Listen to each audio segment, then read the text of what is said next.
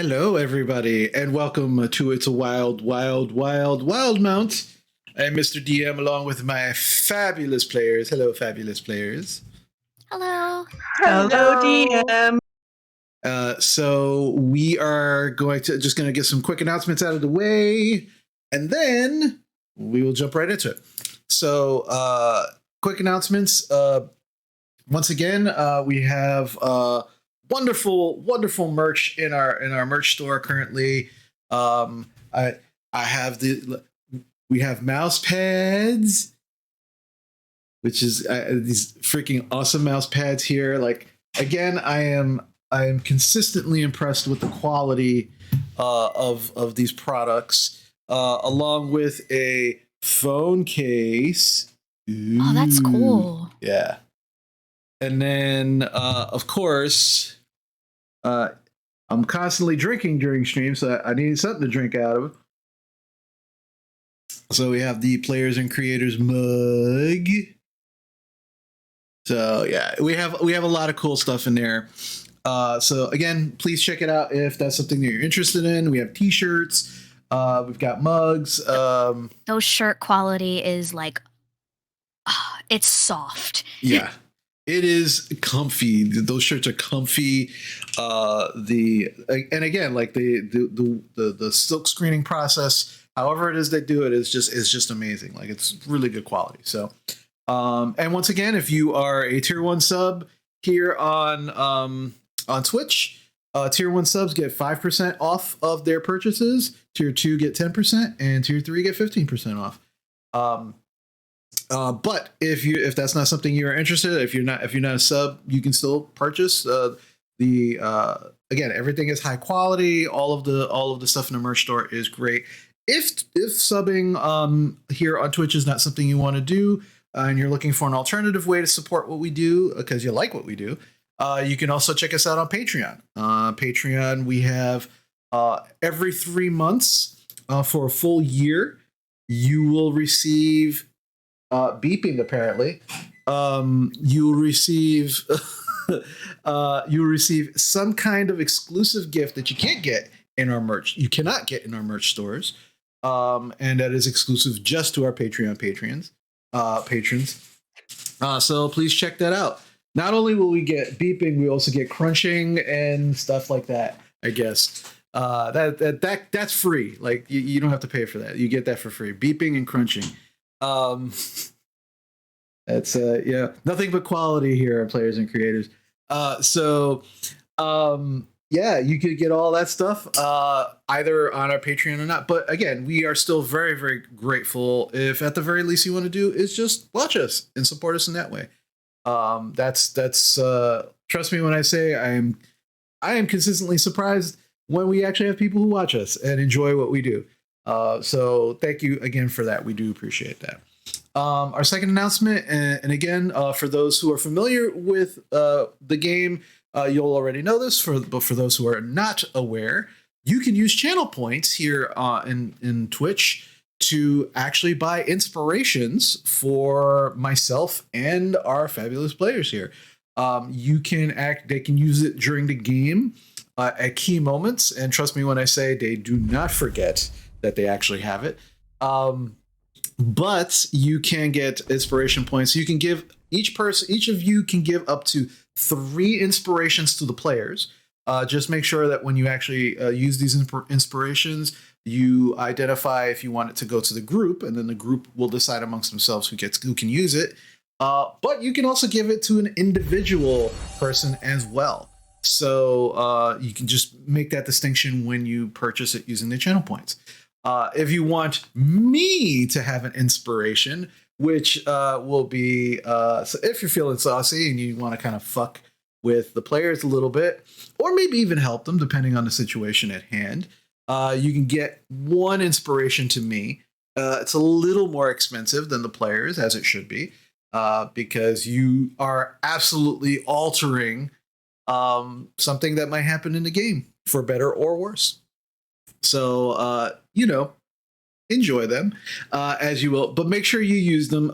Any ones that are not used during the course of this session, will be refunded back to you. So they get used or not, one way or another, everyone will have fun. And we want you to be involved with everything that's happening as well. So make sure if you do have channel points that you're using them for inspirations. And I think that about covers announcements. So with that, let's get into our game. So as of last time we met, you had all began. You had, go back a little bit.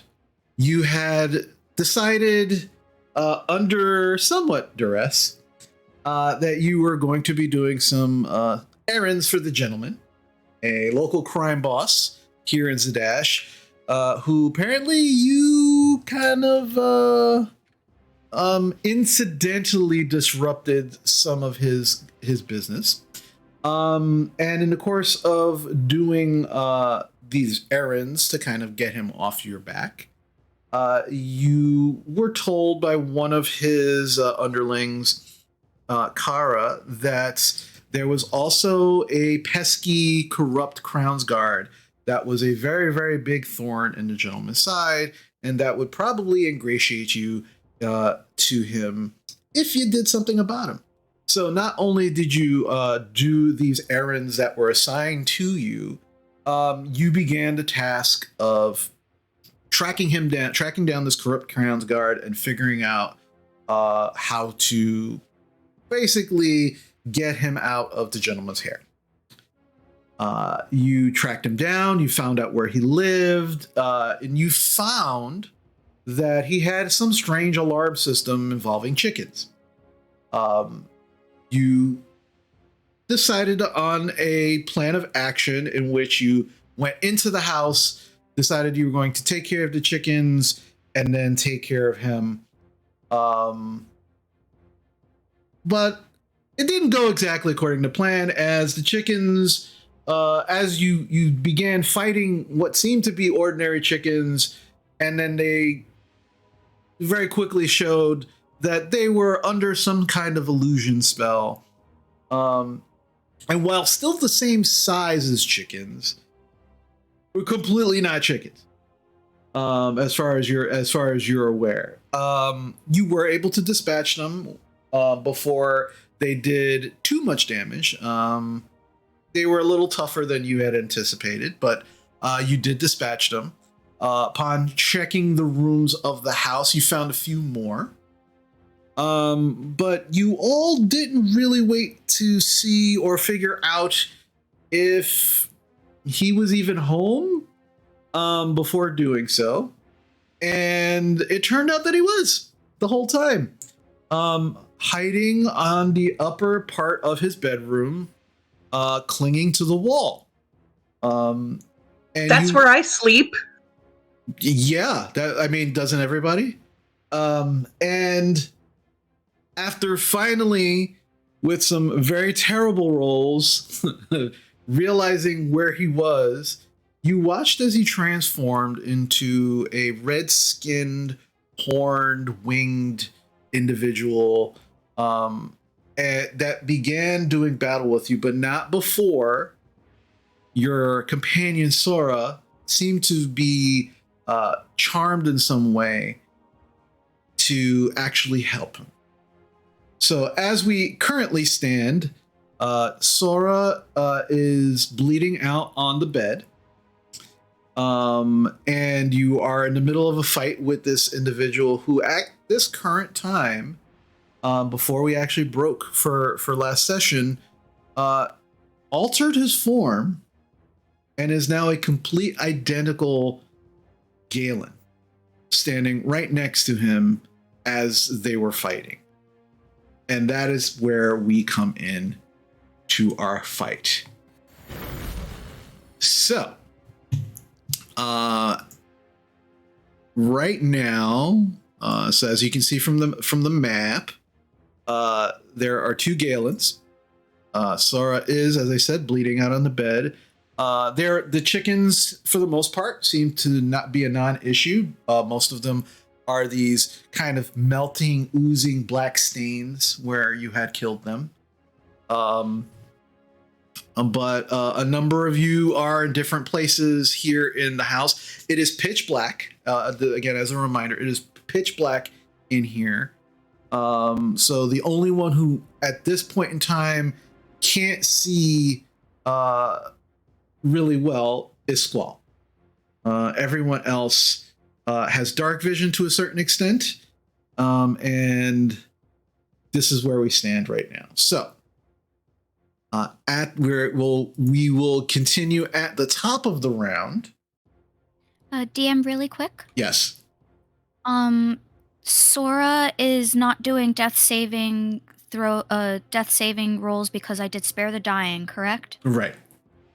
Okay. And technically only me and Rowan saw Glasgow turn into Galen. Right? I will say that you saw it, but again, I want to remind everyone that dark vision doesn't mean that you can see every detail in the dark. Everything is black and white with many shadows. So you being in the same room, Jarina, what is your passive perception? My passive is perception is 12. 12. I would say, because you saw them fighting, they were struggling together, and then you saw one of them change. I would say that you would probably be the only one that saw it. While Rowan is in the doorway, she has kind of like put herself in a place where she has like partial cover. So because of the partial cover helps her, it increases her AC in this moment. Doesn't necessarily give her a full view of what happened. Gotcha. So I will say, so we can avoid metagaming. If you are unsure that you know that Galen has a doppelganger at this point, ask me, and I will let you know what it is that your character would know at this point. Don't assume that you would know, like, oh, that's Galen because he's drunk. You know, that's not going to help. I mean, everybody knows Galen's drunk. That's kind of, you know, but just moving on, so we just kind of avoid the metagaming. Okay. Got it. All right, cool. And again, not that I think you guys metagame, it's just sometimes it's unintentional. So, just as a reminder, if you're not sure about something, just ask me. Don't assume. Remember, what happens when you assume? You make an ass out of you and me. So, that's an old one. Jarina, you are at the top of the round. Rowan, you are on deck after Jarina. Okay. I am going to. Does the desk next to me look like it's 10 feet or smaller? What do you mean, like wide? 10 feet wide? Yeah. It's about not even 10 feet. It's like, well, yeah, it's 10 foot wide from the left to the right. Yeah. Okay. I am going to cast light on that desk because it's 10 feet. Okay. It's within that range. So then it's going to be a 20-foot radius of light from that desk. All right. Well, it's dim light, right, for 20 feet. Mm-hmm. Right. Okay. So it's essentially like you lit a torch. Yeah. All right. So just so instead of actually setting it on fire. Right. All right. So I will say I will put this little yellow mark here to just indicate that there is light on this table. Mm-hmm. And definitely now there is light here in this particular like corner of this area, so not a problem. All right, so that's your action. My bonus action is going to be to cast spiritual weapon at at the base level, and I'm going to place it right over here. Okie doke. So we will put. What form does your spiritual weapon take? It is that shepherd's staff with the flowers all over it. Okay, so we will put that Perfect. there. Okay. And then I'm you should be able to move that around as you wish. Perfect. I'm gonna roll to hit. Okay, which one you're hitting? The one that you saw change? Yeah. Okay. That's a 19 to hit. 19. Just hits. Okay. Rolling damage. 6 damage. What kind of damage? Force. 6. Okay. Yeah, so your spiritual weapon materializes the shepherd's crook floating in the air, emanating like this greenish, purplish light. And as it materializes, it just wham right on the top of the head. And he's like, ow! And you realize, you ask yourself, did I just hit Galen? Because that sounded like Galen. For my final thing, because I have movement, I'm going to move 5, 10, 15, 20 feet over here. Okay. Just one last question. Sure. If those are the hay barrels, does that give me some sort of cover? No, because the hay bales are they're not even up to your knee. Ah, gotcha. Okay, cool. Yeah.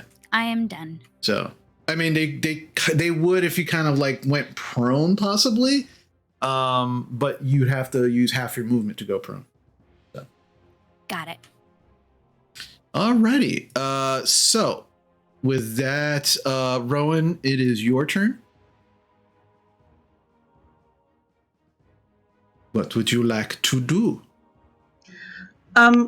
I was wondering why Jarina was attacking Galen, and then I realized there's 2 Galens. Mm-hmm. So I decided to go in.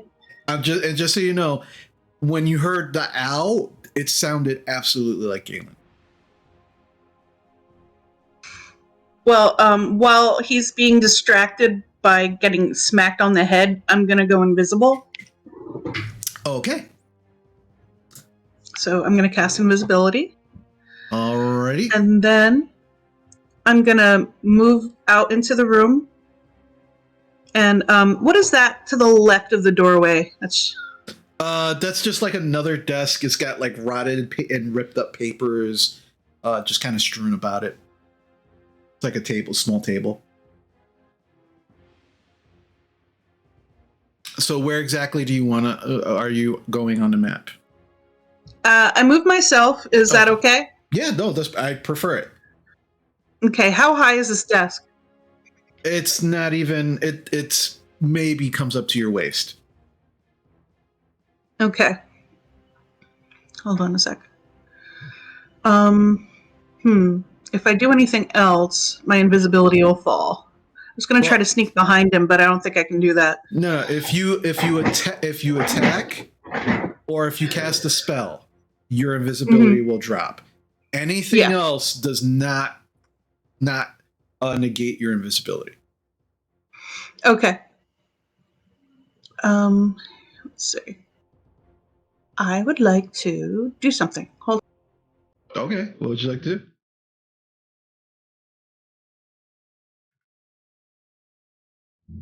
I'd like to cast Guiding Bolt again.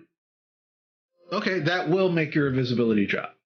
Yes. That's what I'm saying. No problem.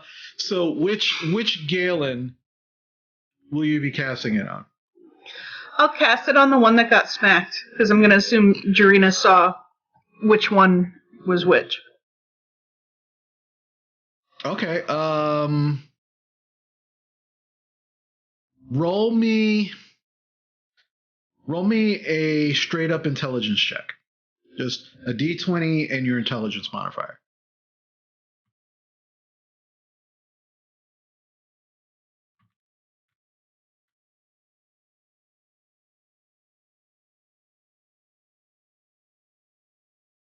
$16. 16. Okay, that's a reasonable assumption. So by all means, go right ahead. Make the attack.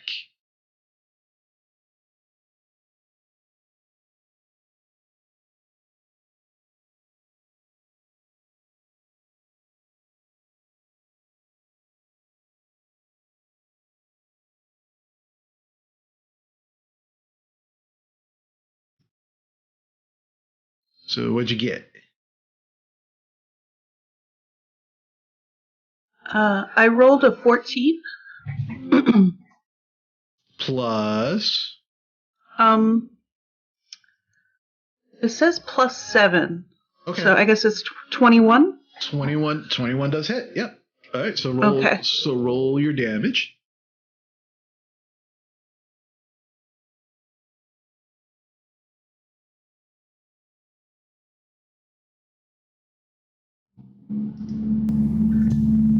I got 15 damage.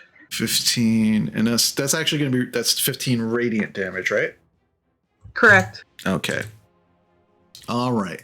So as you cast your guiding bolt, your invisibility drops, and you are immediately visible.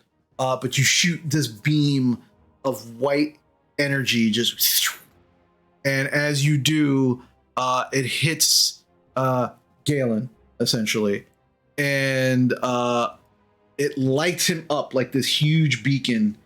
Ow! What are you doing? And the next attack on that particular Galen will have advantage. And anything else you want to do? I think I'd like to run away. No, I'm going to stay where I am. You're going to stay where? Okay. All right. So next up is Sora. Sora, you are unconscious at this point. You don't have to make any death saving throws because Jarina stabilized you. I would like for you, however, to make a second. Make a let's see, wisdom. Yeah, wisdom saving throw for me, please. 11. Okay. At this point in time, you're just taking a nice nap. Okay. Can I use a group inspo? That's up to you. That's up to the group. Yeah. For what? For her wisdom saving throw that she just got. Oh, okay. Yeah. 12. Okay, good to know. Alrighty. So with that, Squall, it is your turn. Galen, you are up after Squall. All right, so Squall. I'm trying to make my way through the corridor. That's where I'm at, right? Actually, well, and I'm gonna pull. You're in the bedroom. You just came in through the window. Okay. You know where the doorway is. The door is open. You saw some light previously from Rowan's previous guiding bolt. But when he was attacked, it went away. But you know the general direction of which way you have to go. But it is dark in here. Okay, I remember you saying that these windows were pretty straightforward to climb through. Yeah. 5, 10, 15. So 20. Right, I think 25, 30. Or does your echo has your movement. Your echo has the same movement. Okay. Yeah.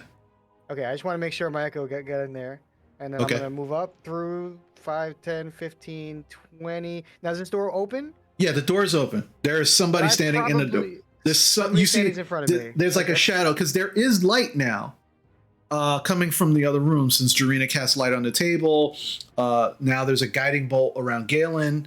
So there is light now, and you can see the shadow of someone in the doorway. Okay, so I don't believe it does take an action because it's just an aesthetic function. But my helmet still has that functionality to have the eyes glow, which I don't normally have on because I'm not trying to intimidate everybody on the street. So I just want to like kind of intimidate the person in front of me because I don't necessarily know who it is yet. Okay.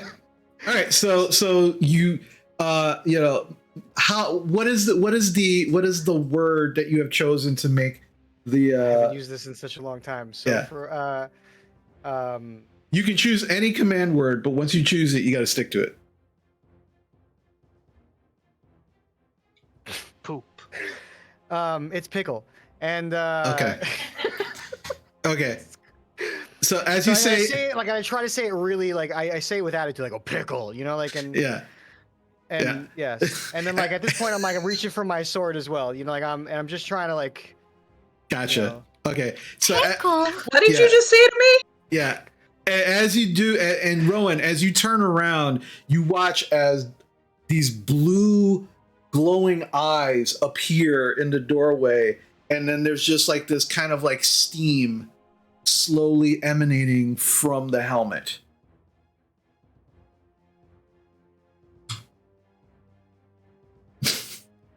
Yeah, Rowan unsuccessfully tries to blow the steam away. Doesn't seem to respond. And I would like for you to make an intimidation check for me, Squall.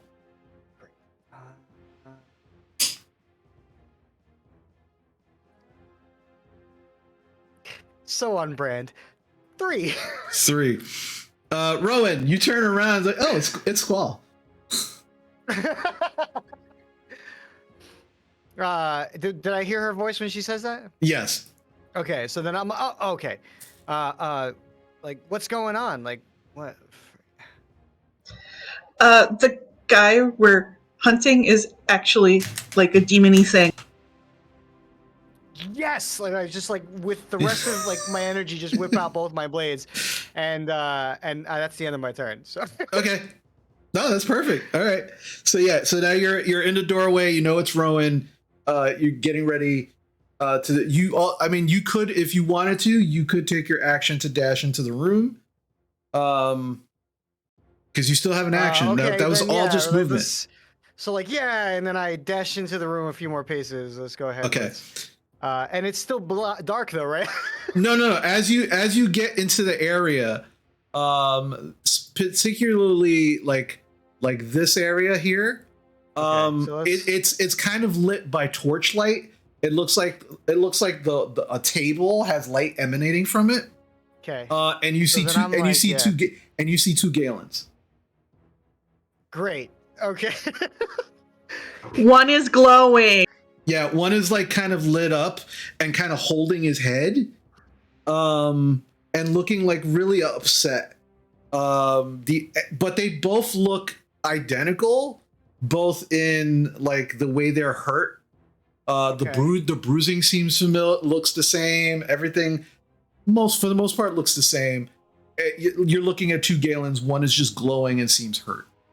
Okay, I guess so the very last thing is, do I happen to know of Galen having an ability that just happens to have him magically glowing? Make an intelligence check for me, please. 12.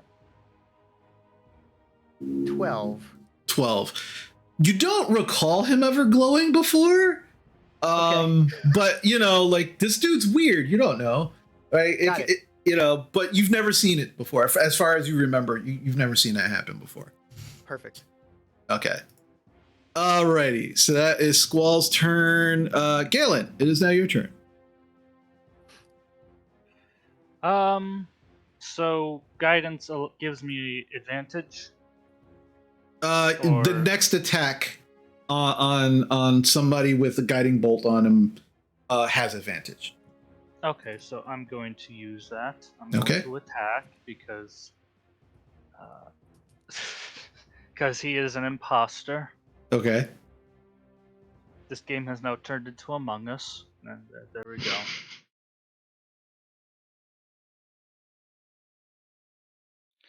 Since I only have unarmed strike, that's what I'm gonna do. Okay, go for it.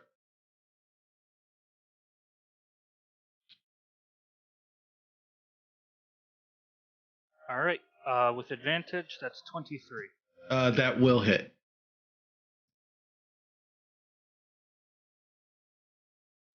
First hit, 9 damage. 9 damage. All right. He takes the hit. He's like, "Ugh, ow! Imposter!"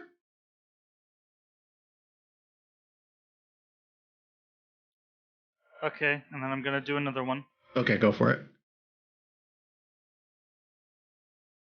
Gonna use my inspiration. Oh, actually, hold on. Before you do that, I just want to.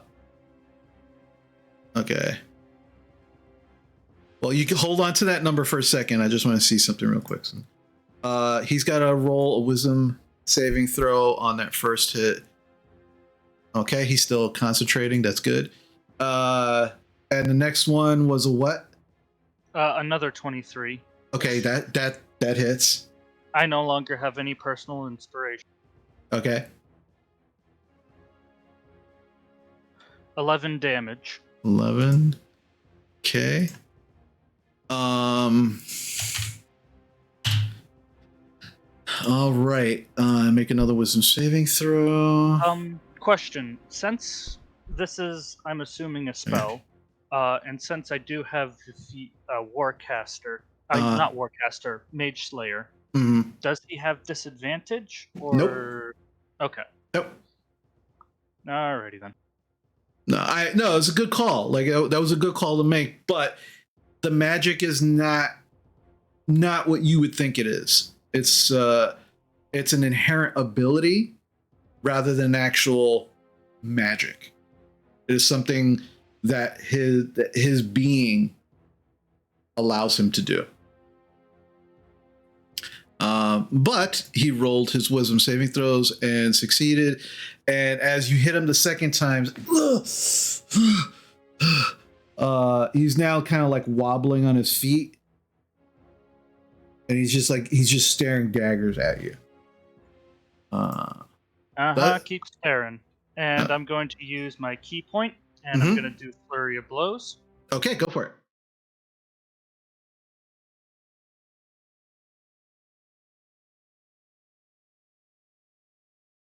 Alright, first strike. Natural 1. Okay. I don't suppose anybody's going to allow me to do any inspiration to use them. We have. You can. Yes, I think we we have have- 4. Okay, I'm going to use... And wait, you have your own separate inspiration. I already too. used He already He- used it. He just used it. Gotcha. So I'm going to use another inspiration. Okay. Another 23. This is weird. I have gotten 3 natural ones, and then with advantage, I got 3 23s. Like that. So this last hit that I did was 23. Okay. What is going on? Don't question. Just Yeah, say just- thank you. Yeah. Thank you You're a to drunken whoever. monk. You get really good crits, or you miss them all. Like that's. That That's is true. That is That is on literally how brand. monks. Yeah, that is literally how monks work. Yeah. You just have much more rolls because you have more opportunities to hit. All right. That hit was a 6. It's a 6. Okay. I will roll his wisdom saving throw. Succeeds. Okay. Um. And right now he's looking very bloodied. Like he's just bleeding from the mouth. The last hit was an elbow strike to his chin. And there's just blood pouring from his mouth now. It's like, still looks like you. It looks like you're beating on yourself. Good. So seeing how weak he looks, I rolled a 16. We've kind of confirmed that he has a pretty high AC. One more inspiration just to see if this last hit can kill him. Nay? I am for it. I don't know if anybody else. Sure. We're all in agreement? Okay. Oopsie went to get her teeth. And the Majority fourth vote. 23 in a row. So one more hit. Okay, go for it. Another 6 damage. Another 6. All right. Yeah, as you kind of hit, the blood is just pouring down. Let me make another wisdom saving throw. Succeeds. And he's just like, and he kind of grabs the front of your shirt, Galen, and he pulls you towards him, and he spits blood in your face, and he goes, "You're not sending me back," and then just lets go. As soon as he lets go, I'm gonna do a tactical roll because the rolling helps. Right behind him. Okay. So now there is an opportunity if anybody wants to flank him. All right. So the guiding bolt has been used. Alrighty. So with that excellent round from Galen. Next up, my redemption arc from last game. Okay. My next up is Leah.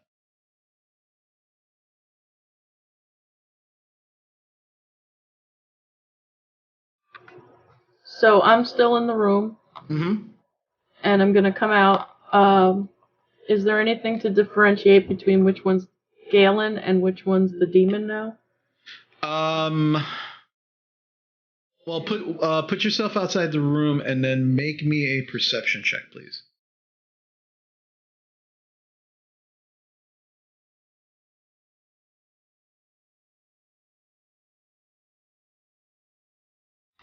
+19 +8, 27. 27. All right. So you can see that besides seeing the two Galens, you can see that this Galen looks very, very beaten and hurt.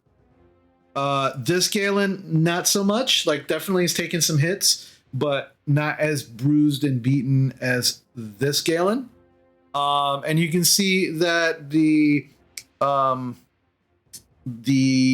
spiritual weapon has some blood on it.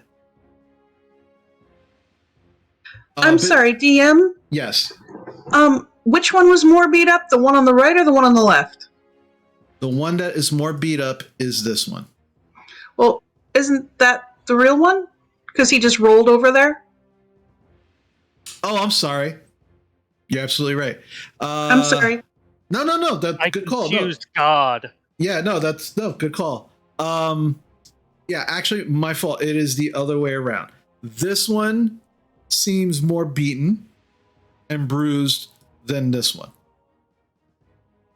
And the beaten and bruised one is the demon, right? You don't know that. They look Okay. they look identical. The only thing you can tell is that they both look like Galen, but this one is more beaten and bruised. This one, as you come running out, you see this one move behind this one. And then the spiritual weapon has some blood on it. I'm gonna take aim at the one that's beaten and bloody with my short bow. Okay, go for it.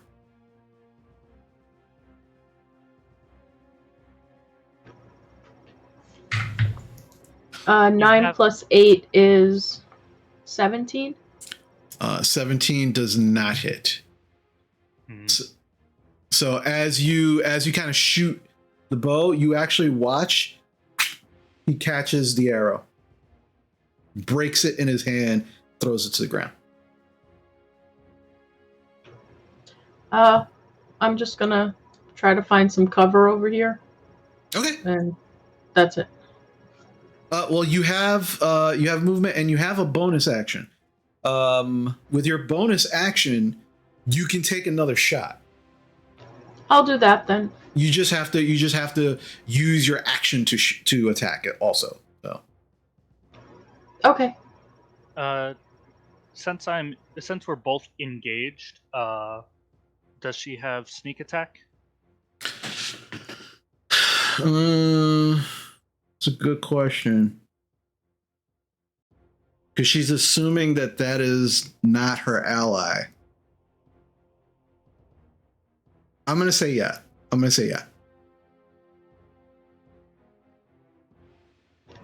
Okay, 12 plus 8 is 20. 20 does hit. 1d6 plus 5 to start. So 4 plus 5 is 9. Okay, so that's 9. And what's the sneak attack damage? 3, 4, 8 total. So 9 and 8 is 17? 17. Yeah. Okay. All right, so he will take half of that damage. So he will take 8.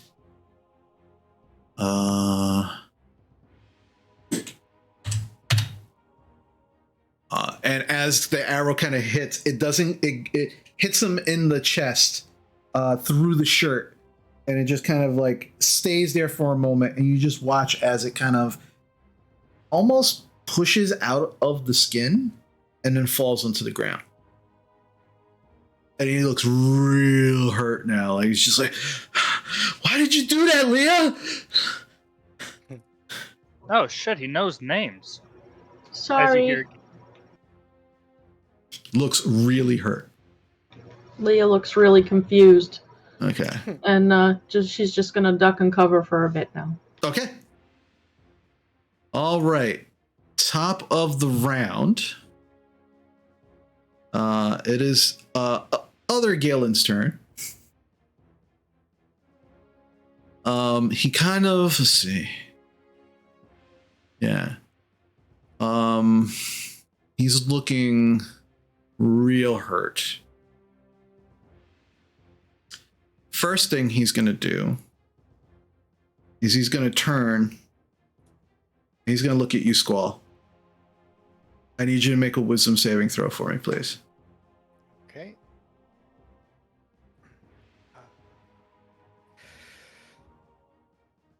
8. As you kind of look at Galen, and he looks right at you, you kind of hear in the back of your head what sounds like your conscience. It's like, they're attacking Galen. They're hurting him. What's going to stop them from attacking you next? And in this moment, you absolutely feel like everyone here, except for the very, very hurt Galen, is your ally, is not your ally. And you're going to do everything in your power to stop them from attacking him and hurting you. So that just happened. Then let's see. He is going to, he is going to turn to you, Galen. And as he turns to you, it looks like he's going to punch you. And he has a multi-attack. So the first one is going to be a 23 to hit. That definitely hits. As it hits you, you can see a flash in his hand. And you swear that just almost in a split second, you saw a spear in his hand, but then it disappeared. And when he hits you, it feels like something is piercing your skin. You take, on the first hit, 9 piercing damage. And then he's going to hit you. He's going to attack again. And that's going to be a 25 to hit. That most definitely hits. You also take another 8 piercing damage, and on top of that, you take 5.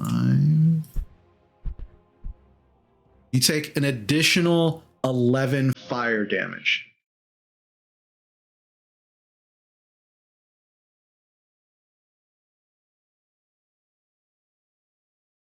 I am down to 1 HP.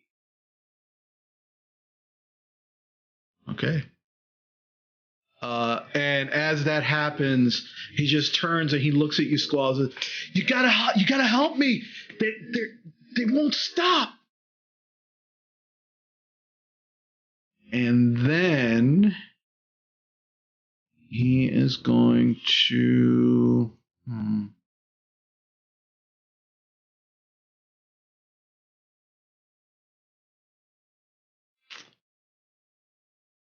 Let's see. Yeah, no, he's just going to stay there. And that is the end of his turn. Jarina, it's now your turn. All right. Since imposter is within 15 feet of me, I'm going to attack him with my tentacle rod. Okay. Each tentacle makes a melee attack roll with a +9 bonus. So there is a table kind of blocking. You'd have to get a little closer. Oh, okay, got it. 1 second. You don't have to get too close. Like you can go at least one more square, because otherwise, at the angle you're at, he would get half cover. So then, should I assume that it would be half movement to jump on the table? No, the table's not super high, so I'm not gonna make it difficult terrain or anything like that. So you can, if you want to get on the table as regular part of your movement, you can. That's no problem. Got it. All right, now I'm going to use my tentacle rod. Yeah, without any problems. With a +9, so it's a d20 each. +9. Okay. Should I roll all 3 at the same time? Do them one at a time. Okay. 16 + 9, that's a 25. Okay, yeah, that does hit. So roll damage. 1d6 bludgeoning. That's a 1 bludgeoning damage. Yeah, he will take that. And as he hits it, what are you doing, Jarina? Second hit is going to be a 14. That doesn't hit. And misses. You actually watch as he just smacks it before it actually hits him. Third one is going to be a 17. That misses. Yeah, he just smacks it away. As my bonus action, I am going to cast Healing Word at, where is it? At level 3 on the Galen by the window. Okay.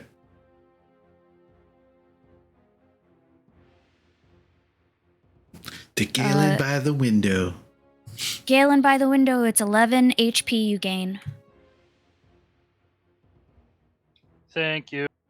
It would be more if you were at 0, but you know. Yeah, what's wrong? Yeah, what's wrong with you? Just 1 HP, man. 1. Yeah, what the hell's wrong with me? It's not like I want to survive or anything. How silly of me. Yes. I mean, you get more healing when you're at 0, just saying. Heal punch next time. Yeah. That's exactly. More powerful. I end my turn. Okay. All right. All right. Next up is Rowan.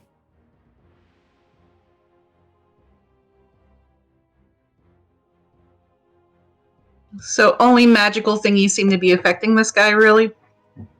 He seems to be taking all of the damage, just some of it seems to be more effective than others. Okay. Let's see. I'd like to get closer Sure. But I want to I'm gonna have to pass Squall. Yeah, but you don't know anything's wrong with Squall. Yeah. Let me see. So these squares are each 5 feet each. Yes. Oh, son of a bitch. Okay. Alrighty then. I will try to get closer.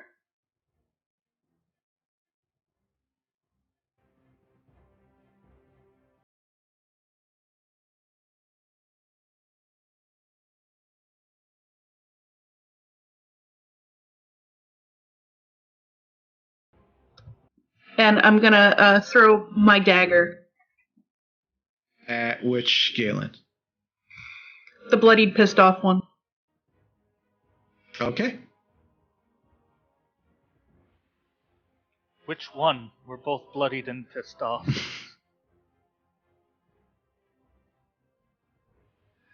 17.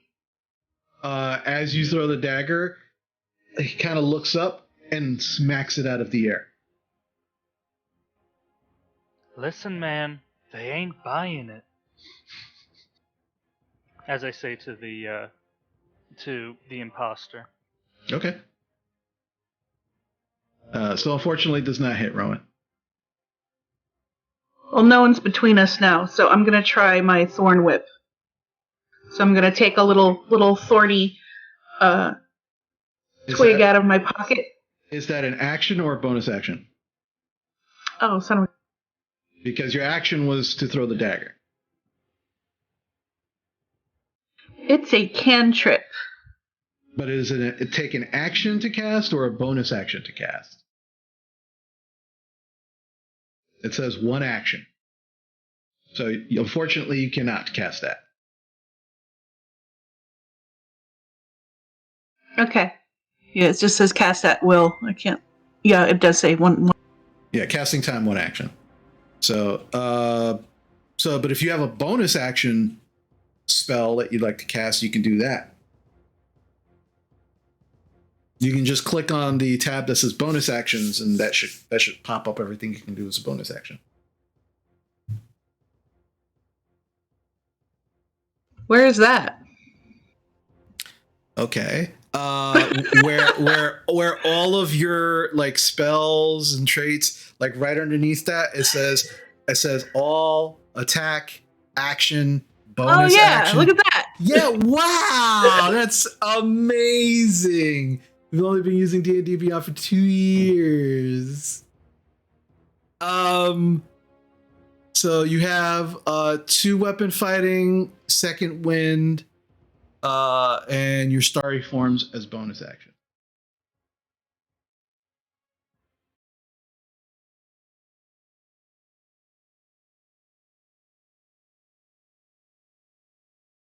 Yeah, I'm good. Okay. Alrighty. Next up is Sora. You are taking a nice little nap. I need you to make a wisdom saving throw for me, please. And my manifest mind, what's it doing? Just sitting there? Oh, at this point, it's gone because you went unconscious. I got a 9. 9? Okay, good to know. All right, Squall, you are up. All of your former companions are ganging up on Galen and trying to kill him. You know it's just a matter of time before you're next. Act accordingly. And I know the real Galen is now the one who's glowing and beaten up, right? You know that this one right here, the one that they've been attacking, is Galen. Uh-huh. That is truly Galen. And okay. And they're all attacking him, and you're next. You know it. Okay, so I see that we're outnumbered, and I'm not sure what I could do in this situation. So what I'm going to do is I'm going to activate my Ring of Darkness and try to buy us some time to potentially get Galen out. Gotcha. Okay. Where do you want to focus that on? It is going to be on me. Okay. Is that... Well, what's the radius on that? I forget. It's going to fill this whole room. I think it's 20 feet. 20 feet, and it's on you. All right, so that's 5, 10, 15, 20. All right. Yeah. Perfect. Okay. So let me put that up real quick. It's a 20-foot sphere. Yep.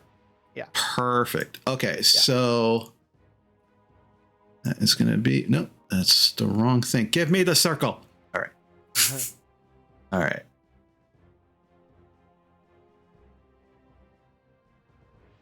All right. So immediately the room is. Oh, I'm sorry. It's 15-foot sphere. Oh, 15. Okay. Yep. Let me fix that then. Huh? But I should still. Yeah. It should still be pretty damn big. Yeah. Perfect. So it's going to be that big. So immediately most of the room is engulfed in darkness. Even those with dark vision cannot see through it. Shit. Where is he? Oh, what happened? Okay. Hold on. Our map just. Does everybody still see your map? I Yes. still see it. Yeah, I still see it. For some reason, mine just. Ooped. Yeah, mine just. To bed. There we go. Okay, there we go. We're back. All right. That was weird. Everything turned like this bright white for a second. So Jarina, Rowan, Leah, and you, Squall, are currently considered blinded, while you are inside of this darkness. Galen, you cannot see into this darkness. It is just black.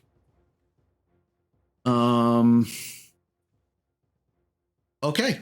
Anything else you want to do, Squall? Yes, I want to then take my movement and run up to Galen and attempt to grab him and drag him.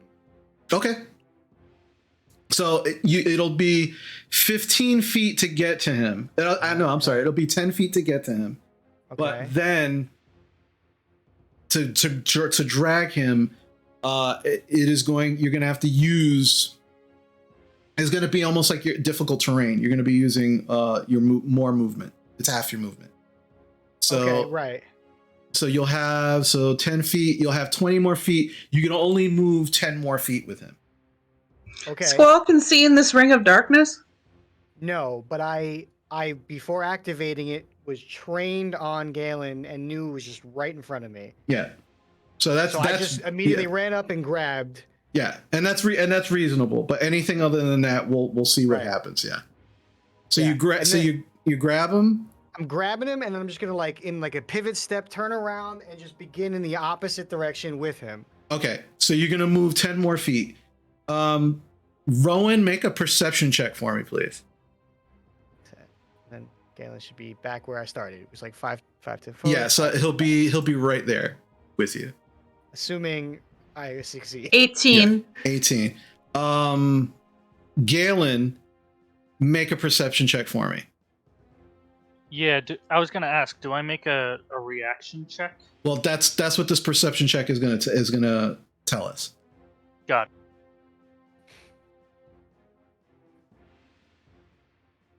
9. 9. You know that he moved, but he moved too swiftly. I will say this: if you want to take a reaction, it'll be at disadvantage. Yeah, screw it. I'll do it.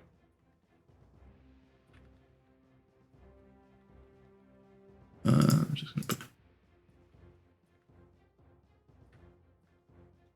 10. Yeah, 10. I missed. Yeah. You miss.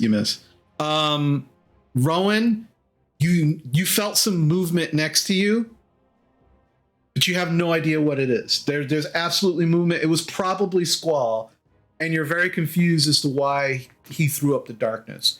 But there was movement next to you briefly, and then there was movement again next to you. But as far as you're concerned, it's probably Squall. And a Zeko Knight. Yep, probably. You just at this point in time, you don't know. You can't see anything. I can't see anything. Alrighty. So that was your movement. That was an action. You still have a bonus action if you want to take it.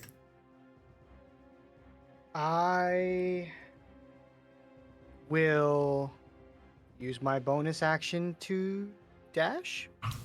No, you can only do that as No? a Oh, as right, an that's action. an action. Yeah. I don't think I can do that, which would be swapping with my echo. No, but I will take this time to actually move my echo closer because my echo was still on that path anyway. 5, 10, 15, 20, 25, 30. So like there you go. That's where I would. Okay, so your echo's kind of next to you, and you my have echo is here to assist me. Yeah, and additionally, even in this darkness, you know where Echo is at all times. Mm-hmm. So that doesn't affect anything else, but everything else is complete. Like, and you also kind of feel a little satisfied because now everybody knows what it's like to be you in the dark. So fuck those guys. Yeah, they were gonna hurt you. They were gonna hurt you and Galen anyway. So, alrighty. So, all right. At this point in time, it is now Galen Prime's turn. Galen, there is just this bubble of darkness in front of you. And it's actually not a bubble. It actually seems to be kind of like where the walls are. It actually seems to like form, to the walls. It's kind of disturbing. But it's just dark. It is just black in here. What would you like to do?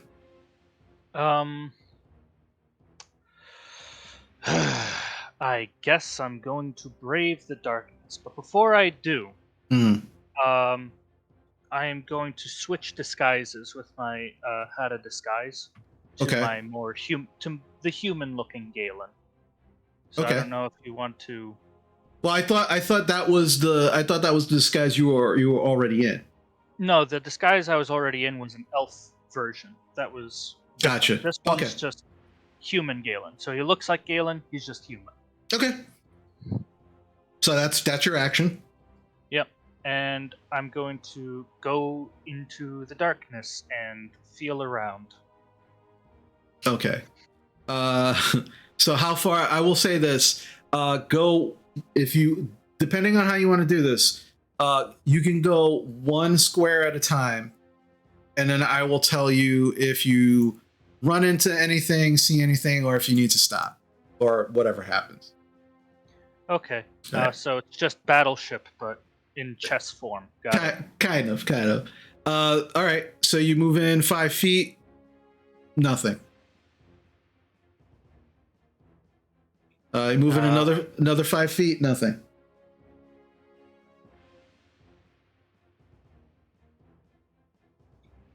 Make a perception check for me.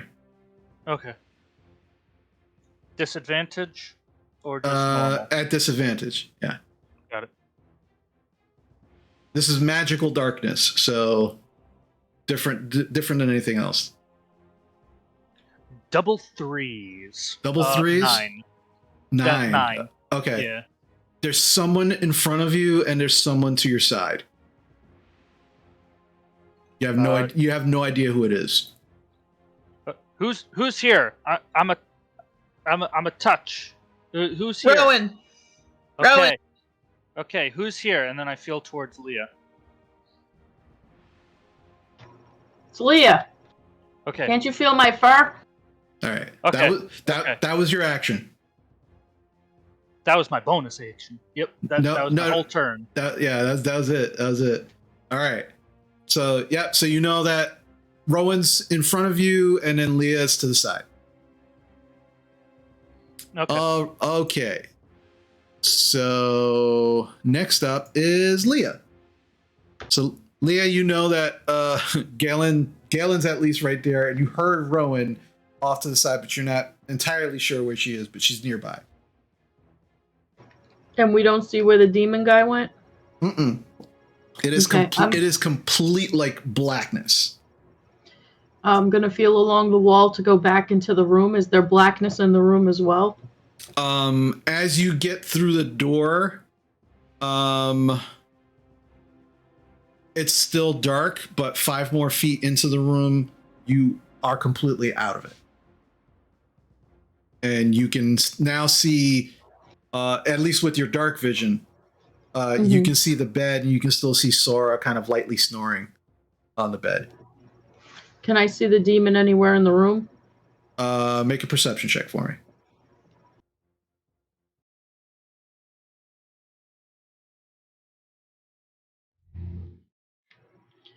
Perception 6 plus 8 is 12, 14. 14? No, you don't see. All you see is Sora on the bed. You kind of look under the bed. You can see the two kind of I guess not chicken stains of the two dead chickens under the bed.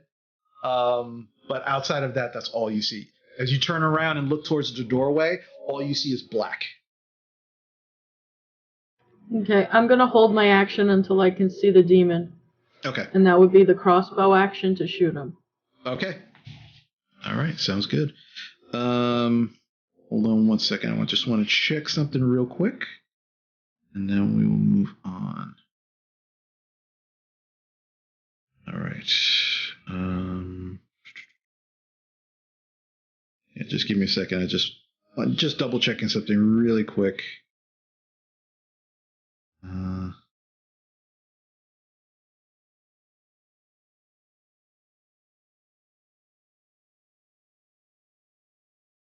Okay. Okay. Alrighty. Perfect. Next up. All right. So we're at the top of the round.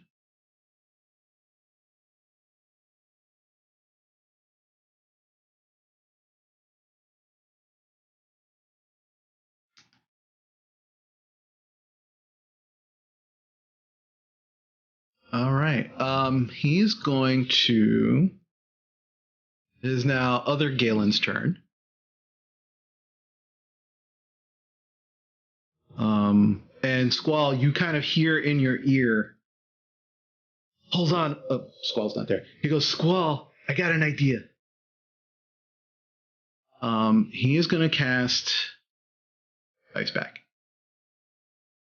And what is that idea? And he goes, hold on. He's gonna cast Detect Magic.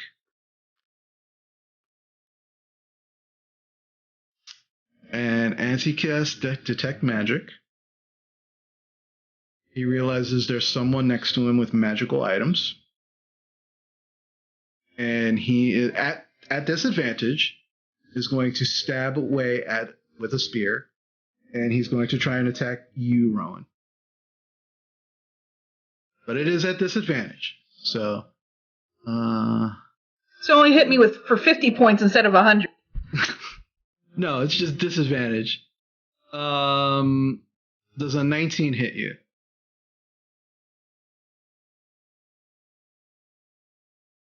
Yes, of course it does. Okay, I'm just checking. So that is going to be you take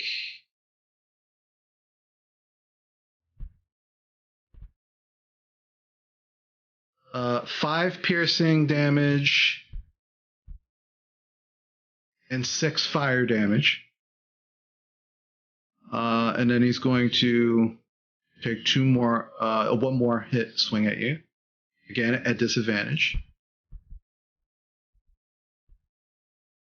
That's holy shit. At disadvantage, that's a 23. So you take an additional 8 piercing damage and 4 fire damage. And then Squall, and then you hear him Squall say, "Come on, this way." And you feel him move past you. He doesn't grab you, but you just feel him move past you. Rowan, you can take an attack at a melee attack at disadvantage if you'd like. Same thing for you, Galen. Okay. Yeah, I'll do it. All right. So remember, it's a melee attack. So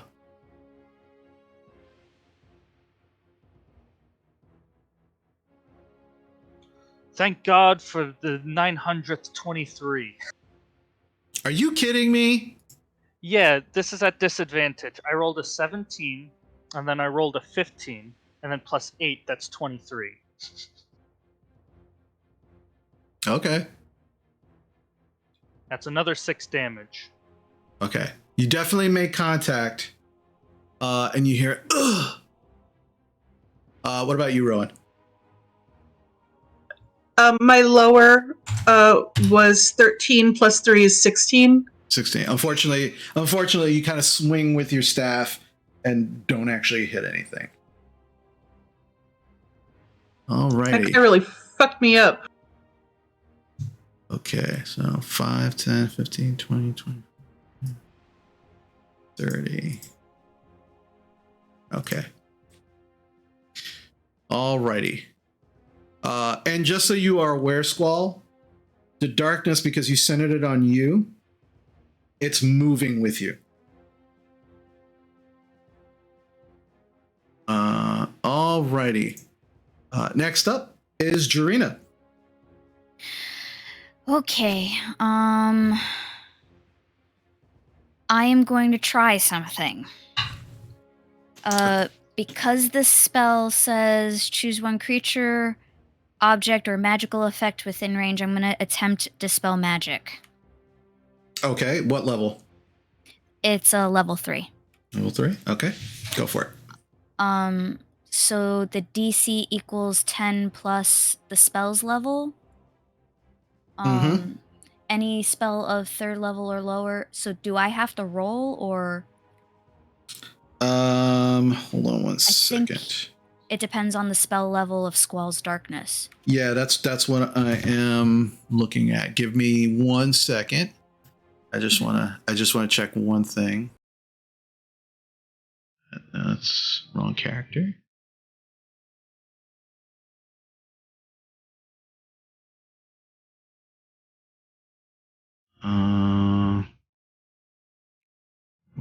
There we go.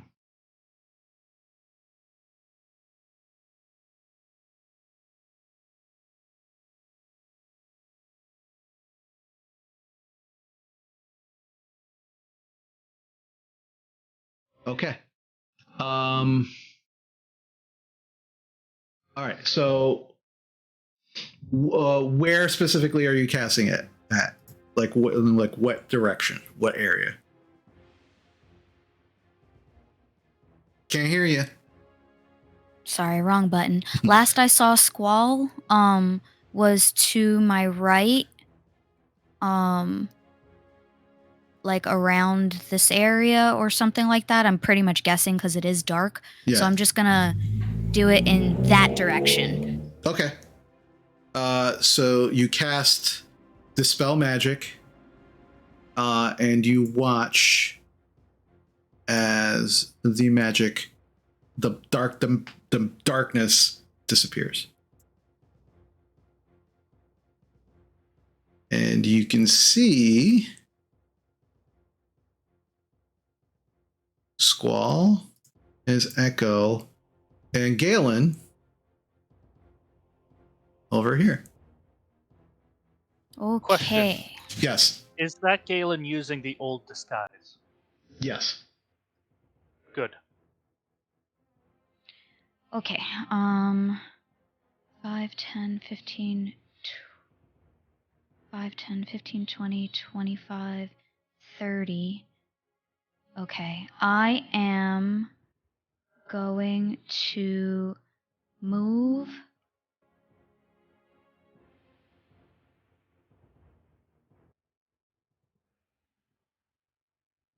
And as a bonus action, I am going to wait. Oops. How did you all right, so I went around. DM, I have a real quick question about the How to Disguise. Hold on 1 second. Okay. Before we get to that. Why would you move around Squall? You have no idea what happened inside of the darkness. You just saw Squall cast darkness, and then that was it. So why would you think... Okay. Why would you, I see what you're talking about. Hold on. So why would you think to run past them that way? Okay. So then Hold I'm sorry. on. Go ahead. Let her finish, and then we'll get to everything. Go ahead, Tarina. Okay, so then I'm going to move right behind Squall's Echo. Okay. That's 15 feet. My spiritual weapon is still within 20 feet. So as my bonus action, I'm going to move it next to the imposter Galen. Well, you can only move it 30 feet. Is that 30 feet? Is that? Yes. 10, 15, 20, 25. Just 30. Just 30. Okay. Perfect. Yeah. So I'm going to roll to hit. Okay. Can I use a group inspiration? Yes. Yes. Yeah. Nat 20 plus 5, that's a 25. That definitely hits.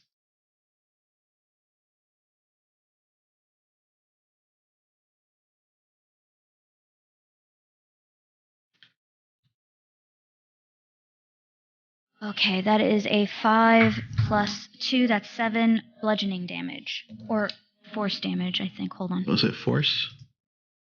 Yeah, it's force. It's force. Okay. Alrighty. This shepherd's crook comes floating down and wham! Right in the top of the head again. He's not looking good. Was the dice doubled? It was a crit. Because it was a nat 20. Yeah. Oh, that was doubled? So what do I double? All right, so you just double the damage, not what you add to it. So okay, so I rolled a 5. So it would have been 10, and then you plus add 2. So 12. Yeah, 12 Okay. damage. All right, so it's additional 5. Okay. I don't crit often. Yeah. Okay. You can tell. Okay, so yeah, he gets hit. So- He's Rowan, you had a question? Yeah.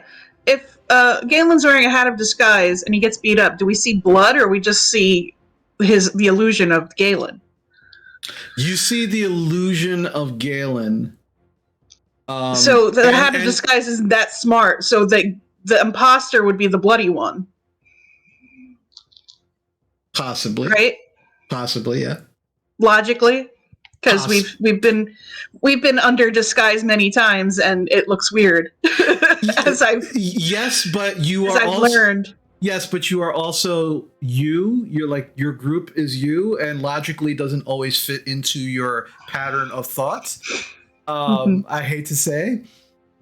So, and additionally, and this is just something to factor in, you are in the middle of a fight.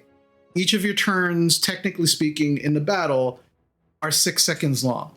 You actually don't have time sometimes to factor all of that into your thinking. You can if you'd like, but try to please do that without metagaming. And then we can kind of go from there. But currently, since he switched the disguise, that would be on Galen to see whether or not the disguise actually is showing like the damage or not. I see. So basically, whatever he looked like prior to being like beaten and everything, the other Galen, he looked exactly like whatever Galen looked like up to that point. But now you can actually see blood and damage and stuff like that. The Galen next to me or the Galen with the spiritual weapon next to him? The Galen with the spiritual weapon next to him. Okay. So, all right. Is that cool? All right. Galen, you had a question. I didn't have a question. I just want to apologize if I've been like interrupting a lot. There's just a lot going through my head. I just didn't want to seem rude. That's okay. All. Okay. No worries. All right. So Jarina, you're all that's your bonus action, your action, and your movement. I'm done. Well, you only move 15 feet, so you have another 15 feet if you wanna move. I don't really like getting too close to enemies, so I'm going to stay where I think my allies are, which Gotcha. is by Squall. Perfect. Okie dokie. All right. So next up is Rowan. Oh wait, I'm sorry. He got hit by the spiritual weapon. He has to make a wisdom saving throw. Hold on a second. Ooh. Actually, I'm going to. Yeah, he fails. So you watch as the spiritual weapon knocks him in the back of the head. You watch as his form shifts back into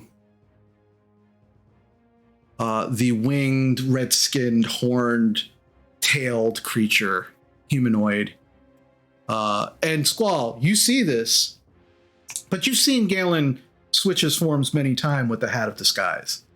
So as far as you're concerned, he just switched his form. But this is now what the rest of you see. You actually see him in this form.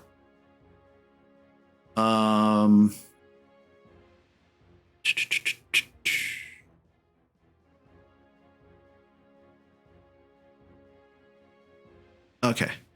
Alrighty.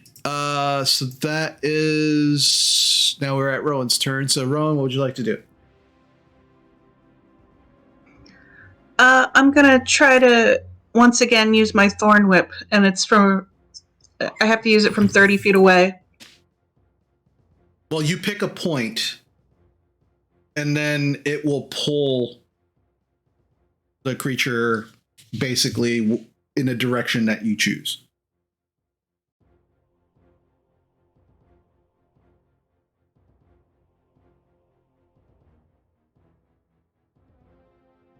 So, I guess I want to pull him back into the room because it looks like he's heading for the door.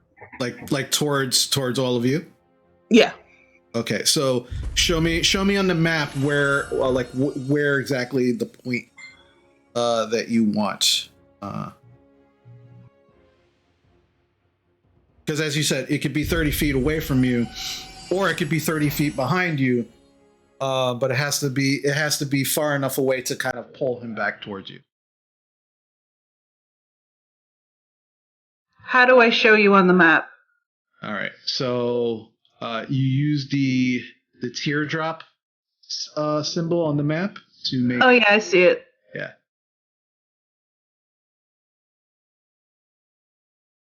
So and then just show me where right there. Okay. So that is where the Thorn Whip will be.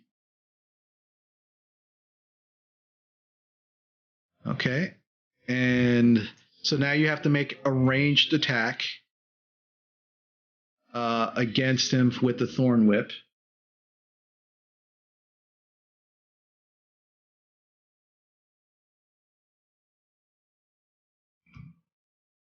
$11. You do have inspirations left. Use it. Yes, please.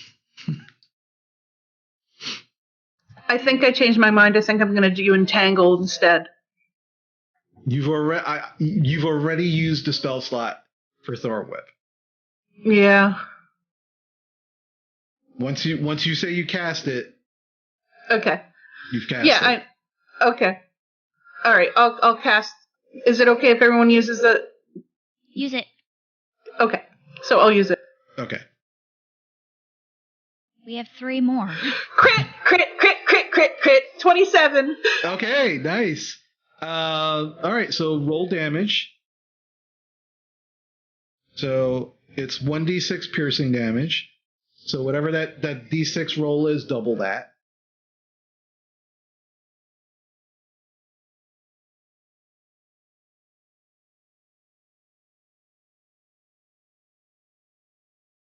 Okay, so it says 1 + 5 + 1 + 1 is 8, but it says crit 8. So did it figure it out for me already? Wait, what? You're only supposed to roll 1d6. I don't know where all those numbers came from. It's 46. No, it's 1d6. I'm using Thorn Whip. You only roll 4d6 if it's at 17th level. Well, it says 2d6, and I just pressed the little button, and then it said damage is 4d6. It's the crit system in D&D Beyond. When you crit, it automatically doubles the dice. So if you had okay. Okay, all right. So, yeah. But it should have only been 2d6 and not 4d6. That's what I'm trying to say. So Okay. double 1 is 2, not 4. Mm-hmm. But wait, hold on a second. But it says 2d6. Oh, let me. I just want to check real quick. That's weird because it's a cantrip. You should not. It's. Let me see. I'm just gonna check because that's a little weird. Thorn Whip. Yeah, it's just 2d6. That's weird. It technically. I think the damage went up. Okay, yeah, when damage we leveled. Yeah, when you hit 5th level. Okay. So, okay, yeah. So it was altogether 8 damage. 8 damage, and he gets pulled 10 feet towards all of you. So yeah, you watch as in this rotting wood floor, this thorn, this kind of thorn whip just kind of like begins to break through the wood, and as it does, it goes whoosh, and just lashes out at this creature, and as it does, it wraps around his leg, and you actually see the thorns on this vine dig into its leg, and it just pulls him towards you 10 feet before it actually releases him. And so it is now right there. And then the whip recedes back into the hole that it just shot out from. All right. That's a good turn. It looks really hurt. There's blood, just this like pot of blackish blood just kind of like pouring down his leg. And as he's just kind of like, just kind of turns and looks to all of you, you will not send me back. Yeah, they're really hurting Galen Squall. You don't know what the hell is wrong with these people, but they're really hurting, doing a number on them. All right. Anything else, Rowan? You do have some movement if you'd like to take it. No, I think I'm good here. Alrighty.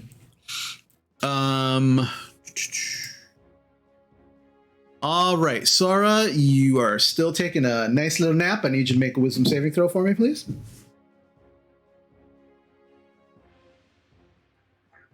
Five. This is showing that these rolls are showing that wizards are probably not very wise. They're just super smart. It's good to know. All right, next up is Squall. Squall, they're fucking galing up, man. What are you gonna do? And remember, I know this is rough. Yep, I know. But you have to think of them as your enemies in this moment. Right. So is Galen? He's not on the map on my end. Is he still in my arms? I mean, he's not, right? He's in front of. Yeah, he's right there. He's in front of your echo. And you just saw Rowan summon this thorn whip and hurt him and pull him towards, as he's obviously running from them. He's not trying to hurt them at all.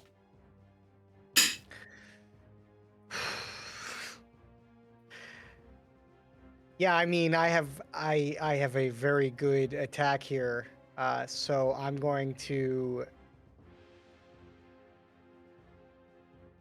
swing. At who? Ferociously. At?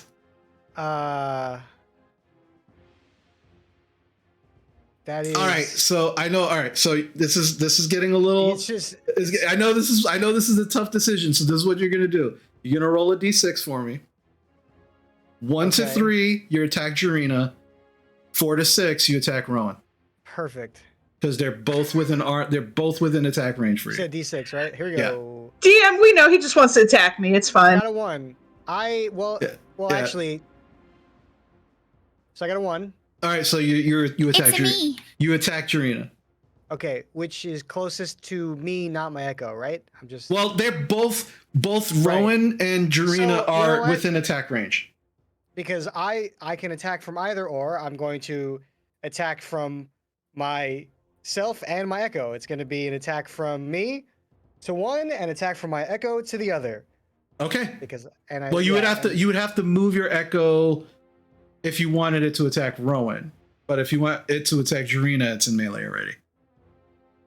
Right. Well- Yeah, I wanted to attack Jarina, and I'm going to attack Rowan. Okay, perfect. Yeah. All right, Yeah, go for it. So, okay, so let me just go ahead. So one, we're gonna do. Okay, right. Scrolling. We got it here. It's this one. First attack was a. That was very low. Where'd my thing go? That was an 8 to hit, which I don't believe does hit. All right. Is that me or Jarina? All right. I'm attacking Jarina first. Okay. All So right. that That's was an me. 8 to attack. That's No. me. Okay. No, this is not you. This is me. Okay, so Squall, you're going to use my DM inspiration and re-roll that. I'm so happy that happened, actually. This is making me a terrible person. I mean, I just like shaking things up. Here we go. One more time. A little bit better for a 12. 12 does hit me. Great. We're going to go ahead and roll damage here Mm-hmm. for 6 damage. Got it. Ow. Okay, perfect. And then my Echo is going to attack right in front of himself for... Is it? Oh, yeah, my Echo hits with a 20, not natural. Is that right? Mm-hmm. And for damage, another 6 damage. Spread the damage and love evenly. All right. Well, actually, that would... All right, so then... Actually, that first attack would have been to Rowan. Okay. So... Well, they both got hit and they both take 6 damage. Okay. Okay. So Rowan, you take 6, and Jarina, you take 6. Okay, and then, and the reason that happened. Okay, and then now I'm going to.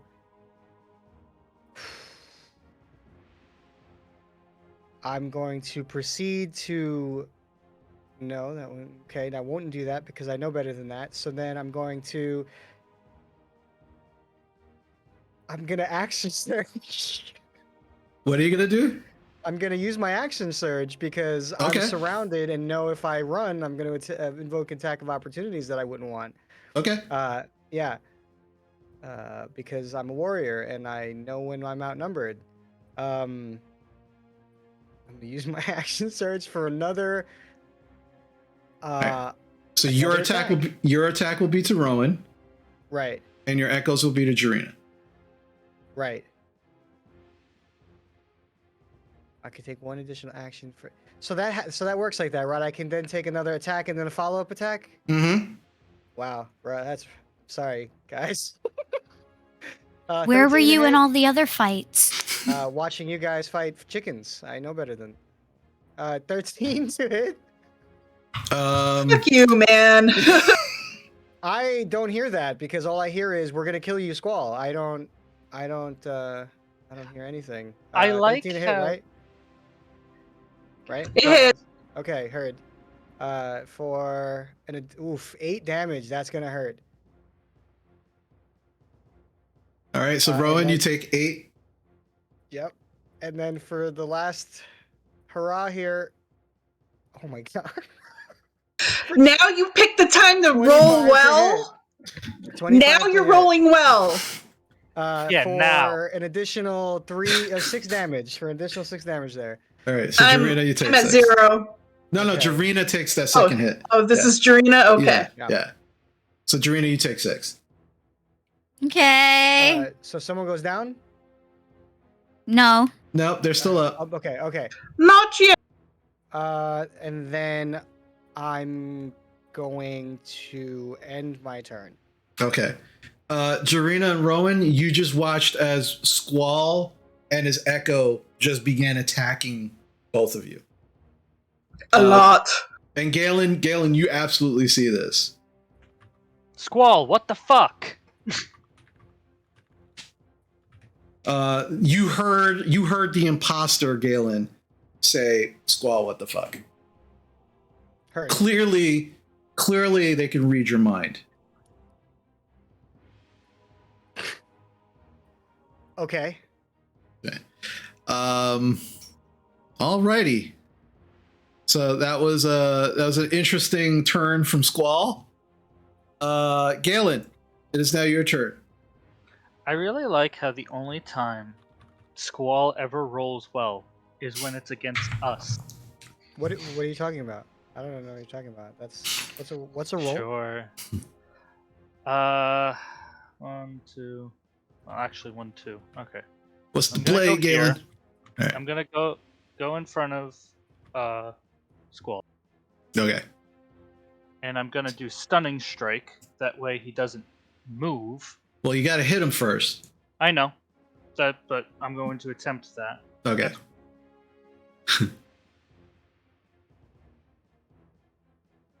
22 to hit.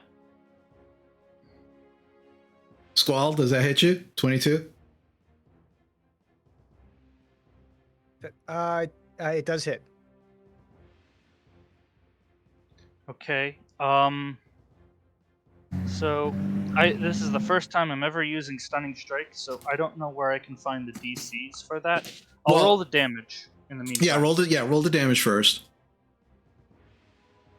10 damage. So I take 10 damage? Yeah, you take 10 damage. Okay. And how many key points do you have left? I have 1 left. Okay. So the DC is 14. Yeah. So you Constitution. There you go. Yeah.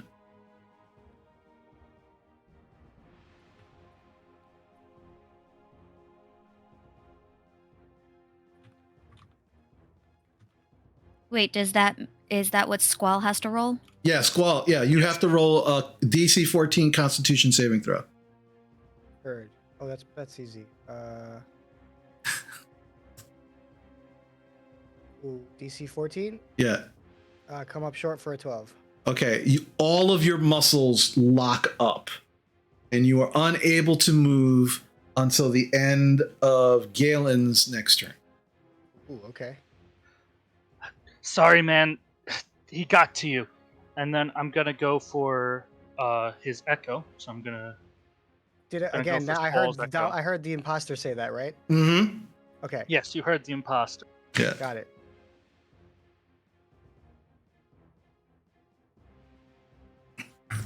I'm going to attack the Echo. 20 non-natural. Does that hit your Echo? 20 hits my Echo. Echo poofs. Okay. Echo go poof. So immediate threats are out of the way. I tell everyone, okay, everyone focus on the demon. Squall is stunned for a little bit. And then I'm going to move up to the demon and use my last key point for a flurry of blows. Okay, go for it.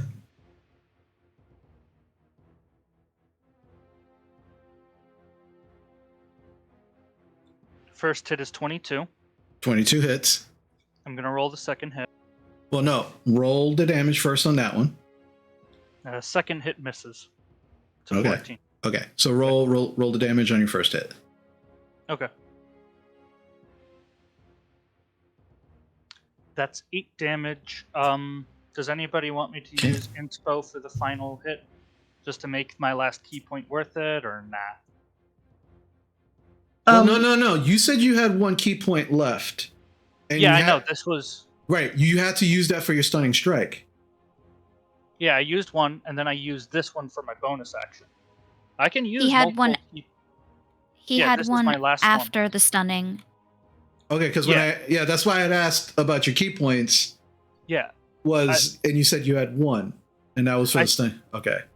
Yeah, I messed up. I must have said like, I must have cut out because I said now I have one, but I guess I cut out. Okay, all right, no problem. I was just checking because it's again, there's a lot going on. I just want to make sure everybody's keeping track of their stuff. That's all. Yeah. All right. Is it okay if I use an inspo for the last hit I missed?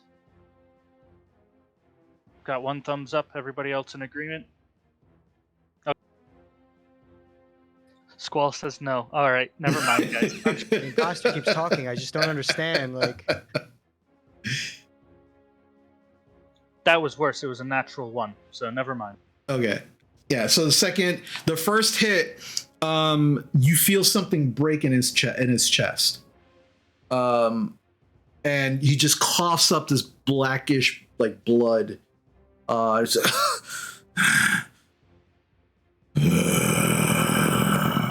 and he begins to like this low, like it sounds like a growl at first, but it starts resonating.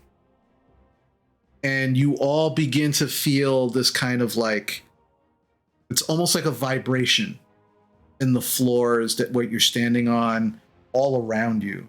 And it's just, and it's just getting louder and louder. And there's more vibrations, like the floor is starting to slightly tremor as this is happening. I use my special drunken ability and move far away, and I yell, "Okay, guys, somebody kill him quickly!" Okay. Next up is Leah. Is the darkness gone? The darkness is gone. Yeah, it is completely gone now. Okay. I'm gonna come out and train my crossbow on him. Okay, so you run out of the room. You see him from across the way. Go for it. 16 plus, I think it's 8. Yeah, that So definitely 24. That definitely hits. Yeah. Do I get sneak attack because he's because of Galen? Well, Galen moved away from him, so you would not at this point. 5 plus 5 is 10. 10. All right, so he will take 5 of that 10. All right, how do you want to kill him? I want the crossbow to hit him in the neck. Okay. As this vibration and this strange tremor, essentially, it's happening throughout the whole house is happening, and you're just hearing.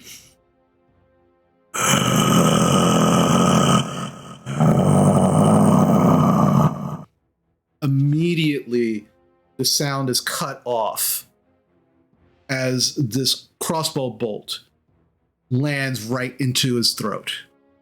And as it lands in his throat, you begin to see what seems to be like some sort of like shimmer around him. And he almost looks translucent. And then as the crossbow hits the throat and the vibrations cease, the shimmer and the translucence fades. The tremor ends. And he just begins clawing at his throat. He pulls the bolt out, and it's just gushing, just this black blood. The blood is pouring out of his mouth, and he's just, even though he's got the crossbow bolt out, he continues to claw at his own throat, ripping chunks of flesh out.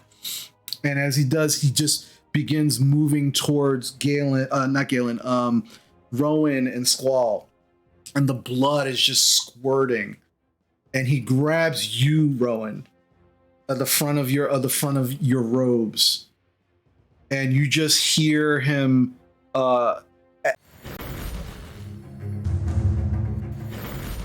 about that.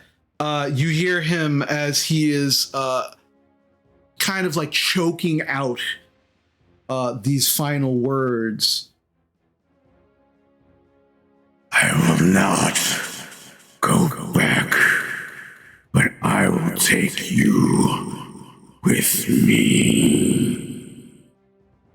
And you watch as his feet begin to dissolve. And he begins to slowly dissolve, and he's pulling you with him. I need you to make a strength saving throw for me, please.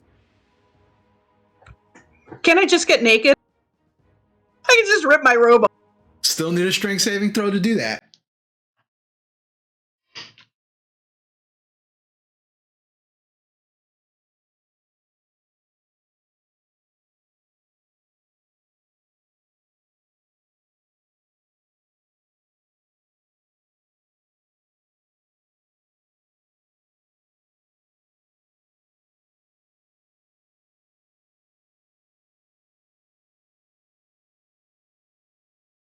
What'd you get?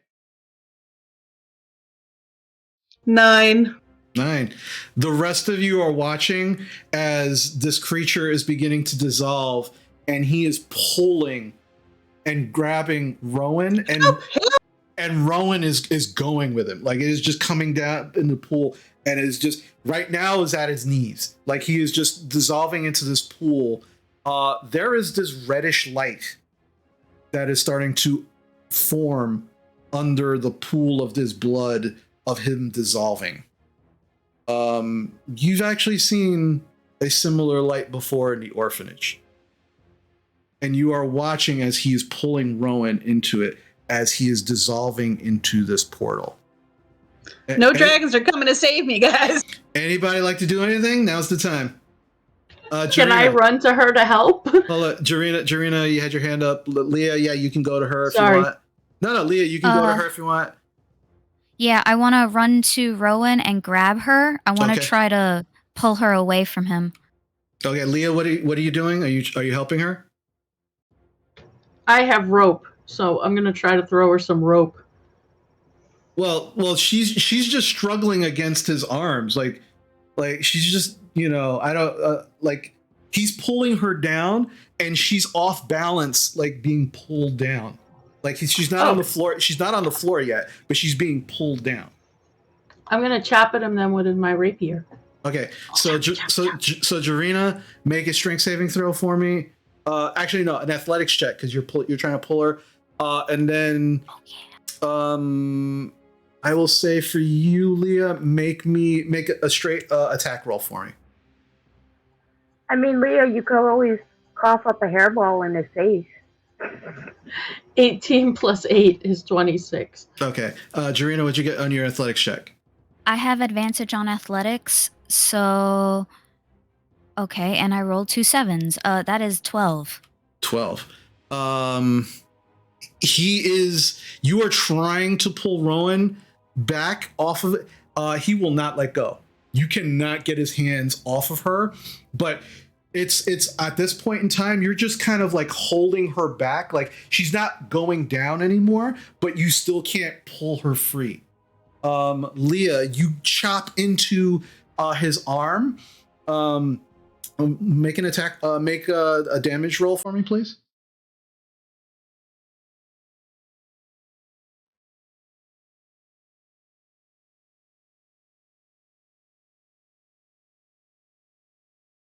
I rolled the wrong die. No problem. Oh, I rolled the same thing anyway. 3 plus 5 is 8. 8.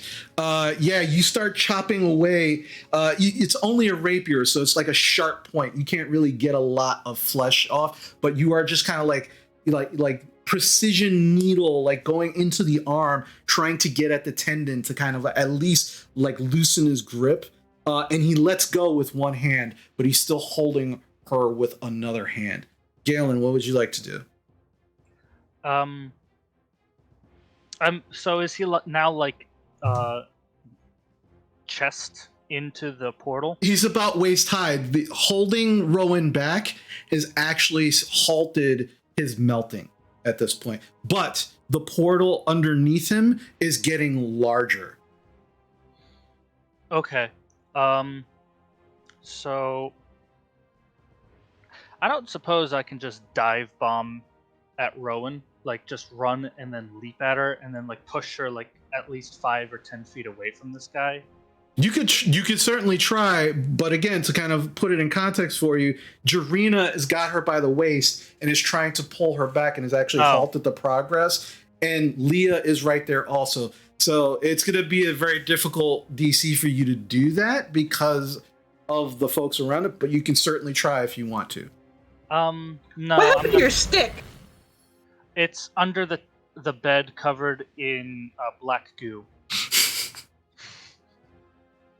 Typical. All right, Galen, what do you want to do? What do you want to do? You know what? I'm gonna run up to the demon and break the last arm. Okay, roll an attack for me. Alrighty then.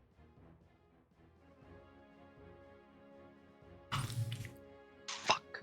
It's a 16. Okay. All right. Yeah, you go and you start punching, and it's just like iron, just holding on to Rowan, and you are all being squirted by the blood just gushing out of his neck, and he continues and he is just like adamant. You can see in his face like the blood is just kind of pouring down, and he's just staring right at Rowan. You're coming with me. All right, Squall. They're going fucking ape shit on Galen. Like they're making him melt. Like they're fucking up. What do you want to do? We can't hear you. Okay, after this constant back and forth, I am still unwavered in my perception. Mm-hmm. They have now surrounded Galen. Mm-hmm. I am Just punch me in the face. I'm going to grab him and try to yank him out of there. I'm at this point. I'm running out of. I wanted to save him, but things are happening. Yeah, but like right now, like you're seeing Leah stab him in the arm. You're watching Galen punch him in the other arm. He's melting. Clearly, Rowan has something to do with this, and he's trying to stop her from melting him, but she's just not relenting. Jarena is helping Rowan with this, and they're just like surrounding him at this point. What do you want to do? What would you do if this was actually happening and that was really Galen and these were NPCs? I'd run away and let Galen die. Holy shit. Oh shit. I believe him. I believe him too. That he's. I hate to admit it, but I believe it too. Wow. The odds are not in his favor. He got himself clearly in the bad situation. I made several attempts. I even did some damage. At this point, time to leave. So to which I will run away. Okay. 20, 25, 30. Now, does that invoke any attack of opportunity? That is up to, I will say that is up to Jarena and Galen if they want to take attacks of opportunity on you. I'm a bit occupied with trying to break this last arm. Okay, so yeah, Galen. Yeah. All right. So Squall, you just run by and you start making your way towards the door before they get to you. Sarah, I need you to make another wisdom saving throw for me, please.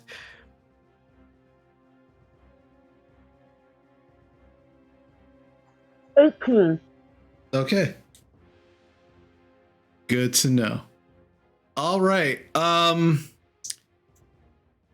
At this point, the portal is now growing wider as the blood is spilling out. It is kind of framing the blood pool, and you watch as the arm that Leah got free from Rowan, he continues to try to claw to grab at Rowan, but it's just you severed the tendon or something, Leah. You're not 100% sure, but the arm is very like limp, and as he tries to, it's just not grasping your robes. And then you actually all, actually Rowan and Jarena, because Jarena, you're holding Rowan, you actually feel a stronger pull. I need Rowan and Jarena to either make individual athletics checks, or one of you can make it with advantage. I'm going to do an individual because I already get advantage on athletics. Okay, so you do. So both of you roll athletics checks for me. Rowan, what'd you get? 8. 8. Okay. I'm gonna use a group inspo for this one, if that's okay. Yes.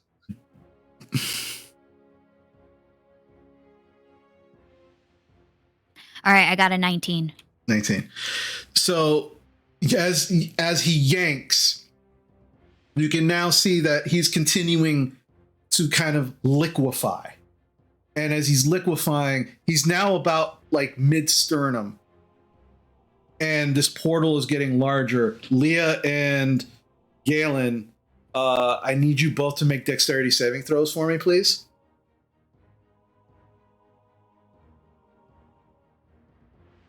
I don't suppose I get advantage for spells. This is not a spell. Got it. Just check. Yep, no problem. My dexterity is +8, and I rolled a 19, so 27. Well, okay. Well, did you click the dexterity saving throw button? You have a dexterity saving throw button. No, I rolled it. I can push the button though. Okay, no. I just wanted to just make sure. So you said 27? Yeah. Okay. What about you, Galen? Natural 20. Okay. I jumped 10 feet away. All right. You watch as the portal just suddenly widens by another foot. And as you get yanked further down, Rowan, Jarena, you're just with all of your strength, and you actually are able to pull her free from the second arm, ripping some of Rowan's robes, but you pull her free. And as you pull her free, you just watch as he just begins to kind of just, at this point, there's nothing holding him there. So he begins to very quickly liquefy even more. Comes up to his pecs and is getting up to his neck. He's starting to liquefy. It is at this point that I will remind you all, you need some kind of proof that you did something with this guy, to this guy. So he's about neck level, going liquefying into this portal. Is there anything anybody wants to do? Can we cut a chunk of him off, like maybe his head or something? You can certainly try. I was thinking this. If as soon as his neck is completely liquefied, I just kick his head. All right, so I will say I'm into it. Okay, so Galen, I will say make an athletics check to try and kick his head off, because it is at his neck at this point, and there is like part of his hand is still kind of sticking out of this like liquid goo. I have a +0, so this is gonna be a straight roll. Okay, go for it.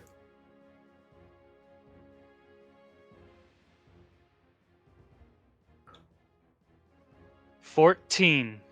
14. You kick, and as you kick, there is still like muscle and tendon, and it just kind of like it pulls slightly off, but it's still just kind of like oddly hanging there. And he's still growling and looking at all of you. Like he's still like conscious. But you kind of like pulled it slightly away, but it is still there and it's going fast. Leah, you wanted to try something? I wanted to try to just cut his head off or grab it, whatever we could do to have us pick one. Pick one. What do you want to do? cut at it then. All right, make an attack roll for me.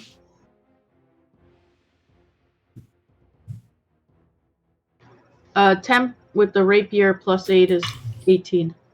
18. Yeah, you cut through it a little more, but it doesn't sever, and it is now like it is up to the chin now.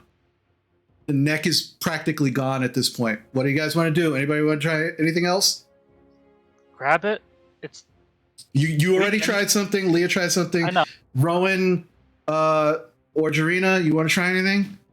I want to try my tentacle rod. Okay. Because I get three hits with that. All right, give it a shot. Roll 3 attacks for me. Here we go, everybody. First hit is a 15. It hits. It cuts through slightly, but it is still attached. Second hit is a 21. 21. Roll damage for me.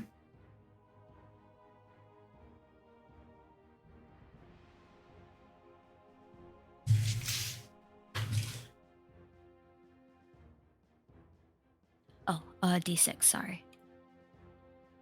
That is a 1. Okay. And roll the last attack. That is a 17 to hit. 17. Okay. So as you use your tentacle rod, it begins like at the where the neck would be. At this point, it's almost practically gone. And you watch as part of the cheek begins to kind of melt and liquefy. And as the first 2 don't hit, the last hits. And as it hits, you watch as it literally just knocks the head clean off, what's left of the head, clean off of this pile of ooze and gunk. Only thing left is the hand that is now slowly beginning to liquefy as well until that's gone.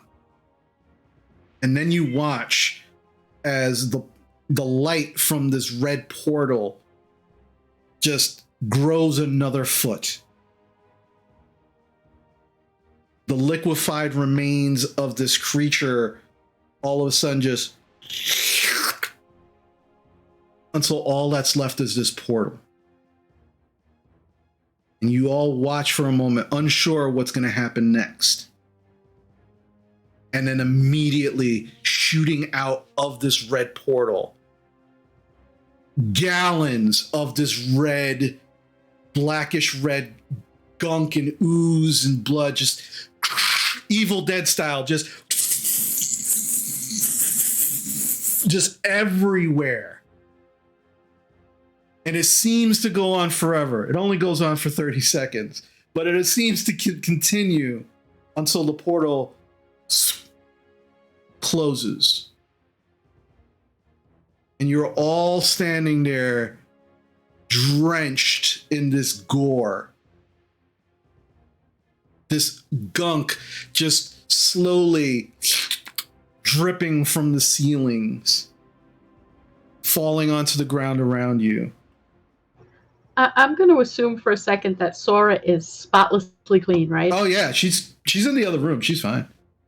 But you look around, and the only thing left besides this gunk and gore that you are all drenched in is this half-melted head of this creature still staring at all of you.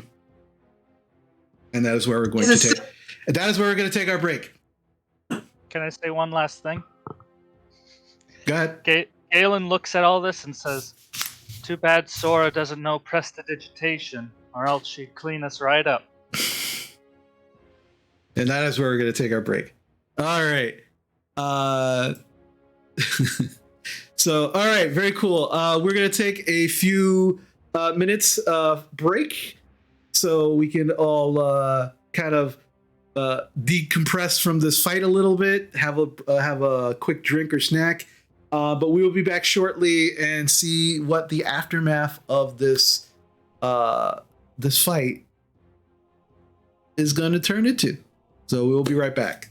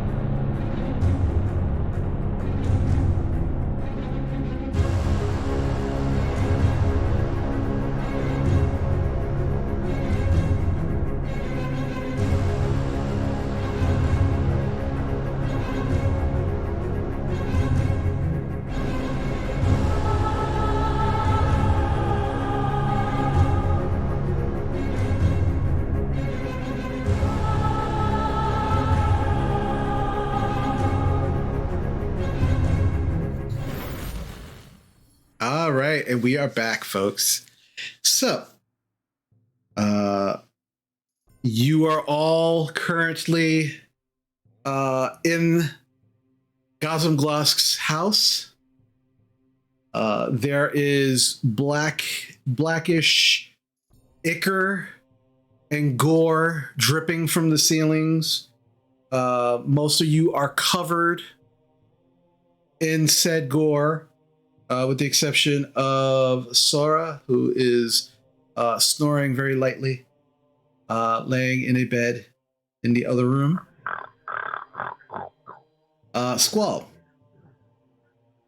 as you're kind of like you were beginning to run towards the door, like you were making your way towards the door, and at the moment that the head was severed, you stopped. And you came to the sudden realization that most of those thoughts in your head of how they were attacking Galen and you were next, at the beginning, it sounded like you. Like it sounded like your thoughts, like that they were coming from you. And you come to the sudden realization that it was a different voice in your head telling you these things.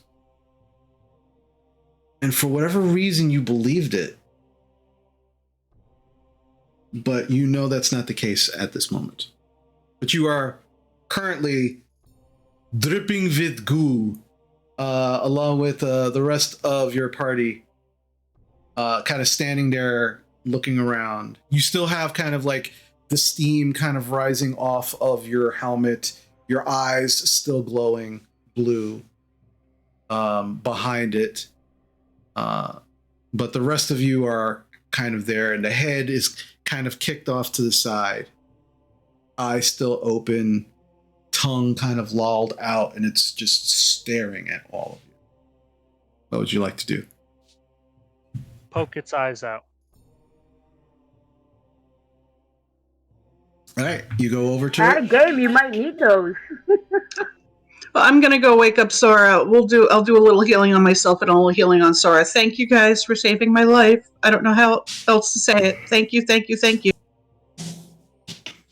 Medicine check. On The eye stabbing, or are you just gonna allow it?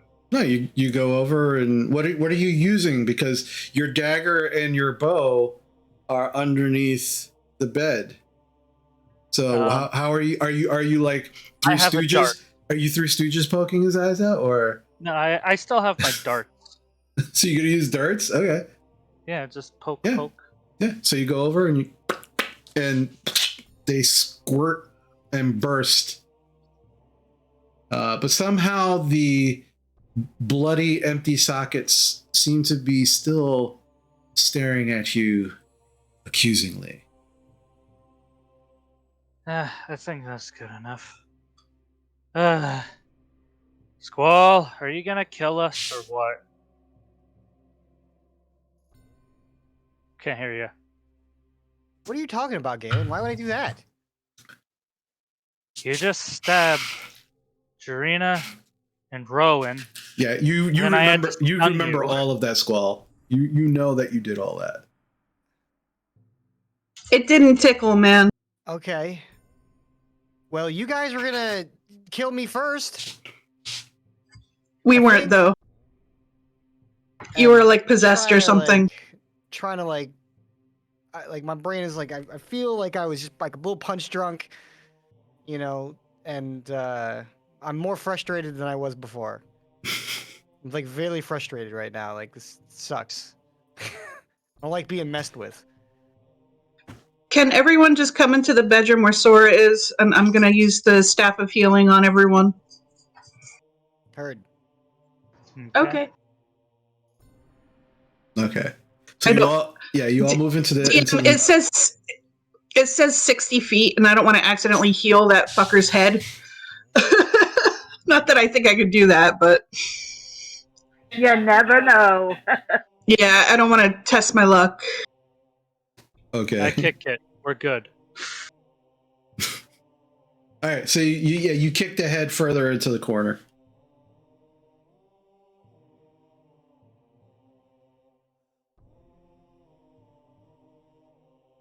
All right, so what are you casting?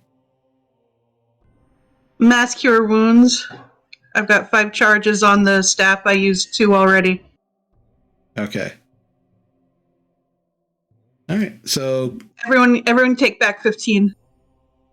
okay. Sora, you come to consciousness. And everyone standing around you is covered, drenched in like chunks of flesh, this black ichor just kind of like dripping on them. It's pretty nasty. Ew, what the fuck happened to all of you? You smell gross. Sorry. It looks even worse. I'm sorry I bit you. When I was a wolf. What? You were trying to kill me. You were trying to kill us. You tried to kill me first. No. Yes, you're all trying You're to kill remembering it wrong. Jarina? He possessed Squall. Can we all stop trying to kill each other? Thank you guys for saving my life, except you guys. Sora and Squall. Considering you and Galen were the ones who fucked me up, I'm not even gonna say thank you for the healing. Jarina? Out of game, Rowan, you said that you had you used up 2 of the 5 charges on your staff. Yeah. So then only 3 people get that healing. So I'm just gonna heal myself. Sorry about that. I thought it was more. That's okay. I could heal myself. That's okay. No, she can choose up to 6 creatures in a 30-foot radius. Per charge? Yeah. No, Yeah. it's 5 charges to use Mass Cure Wounds. Got it. Okay. Yeah. I wasn't sure what that was. I just wanted to make sure. Cool. Yeah. All right. 15. Thanks. Okay. I can do it again. No, you can't. There's only 10 charges. You've used 7. You need 5 to cast it. So you only have 3 left. Okay. So you can certainly try. I'd like to see how that works. No. I'm like half alive right now, so I'm good. Okay. You guys want to like rest here, clean up, No. kind No. of, you know. No. Where do you want to go? Back to the tower? Do you have prestidigitation? No, fucker. Galen, like with no emotion, deadpan, just rubs his hand over his blood-covered gore hand over her face and just rubs it on her face. Now you did something. I take my staff and I knock his knuckles off of me. I still touch with my gooey hand. Roll for goo.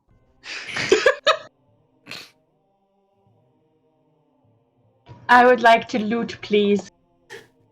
Okay. I'm gonna help Leah loot.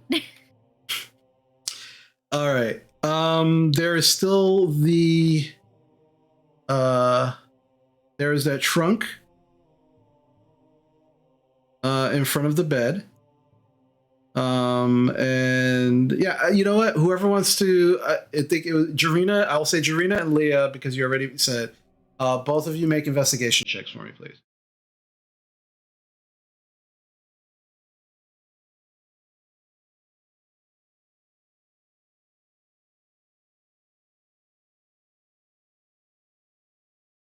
Leah, what'd you get? 12. 12. Jarina? 7. 7. Okay. Yeah, a lot of the gore and nastiness that's just kind of like dripping outside of the room that you're in, making it a little difficult to kind of go through everything. Any papers, even though you kind of like very quickly looked through the papers and it didn't look like there was anything, if there was something, absolutely ruined. Just like cannot make anything out. The all of the goo and gore have just soaked into anything that would actually absorb it. Like all the hay and everything is just kind of like clumping now. It's pretty gooey and nasty. Leah, you do recall that the trunk was, and you double check it anyway, the trunk was trapped and locked the last time. I think, I'm trying to recall, did you actually open it up or you didn't have time to open it up?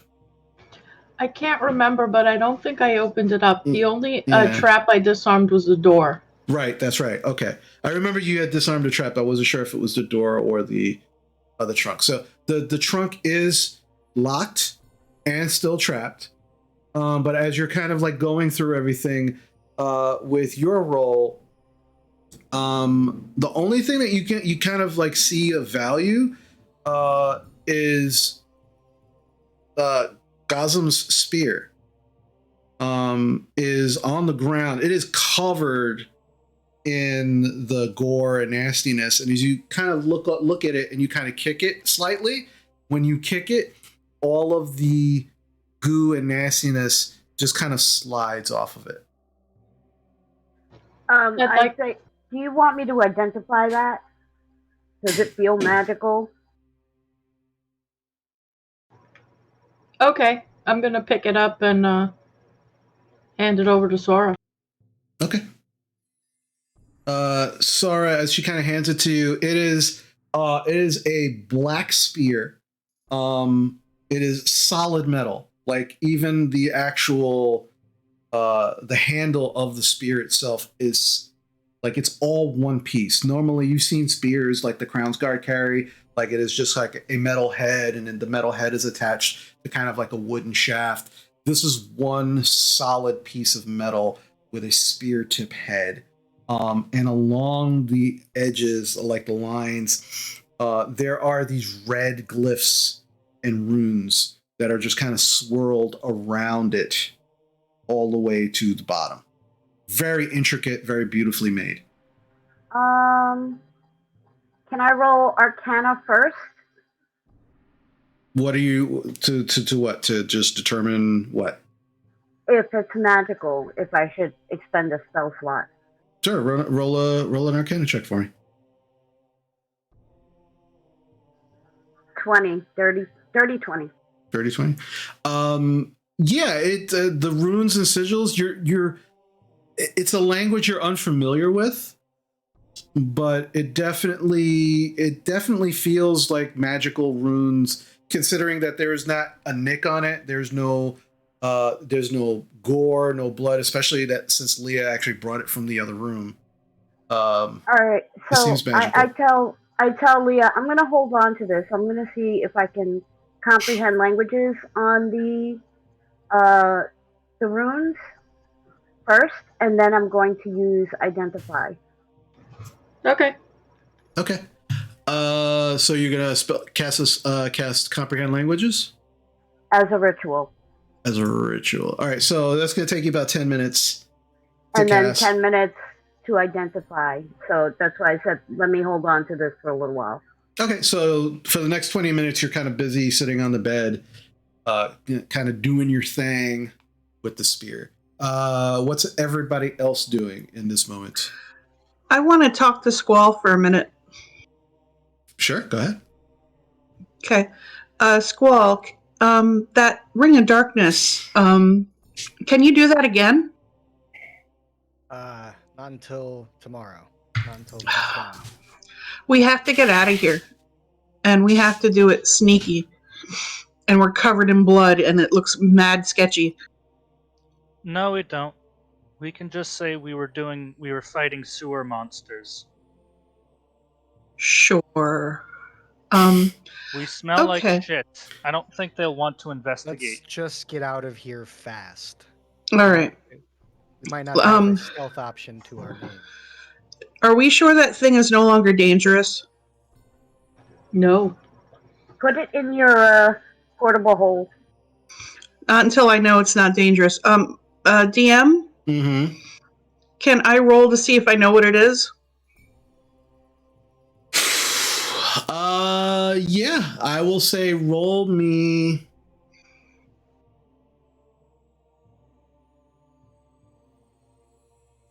Hold on a second. I'll say roll me a religion or arcana check. Your choice. It's a pretty high DC. Crit. For a total of 24. Okay. You're not 100% sure what the name of this creature is, what kind of creature is. It definitely seems fiendish in nature. But there are a number of creatures that this could possibly be. You would have religious things aren't necessarily your cup of tea, but this is definitely something that comes from, is definitely fiend in nature.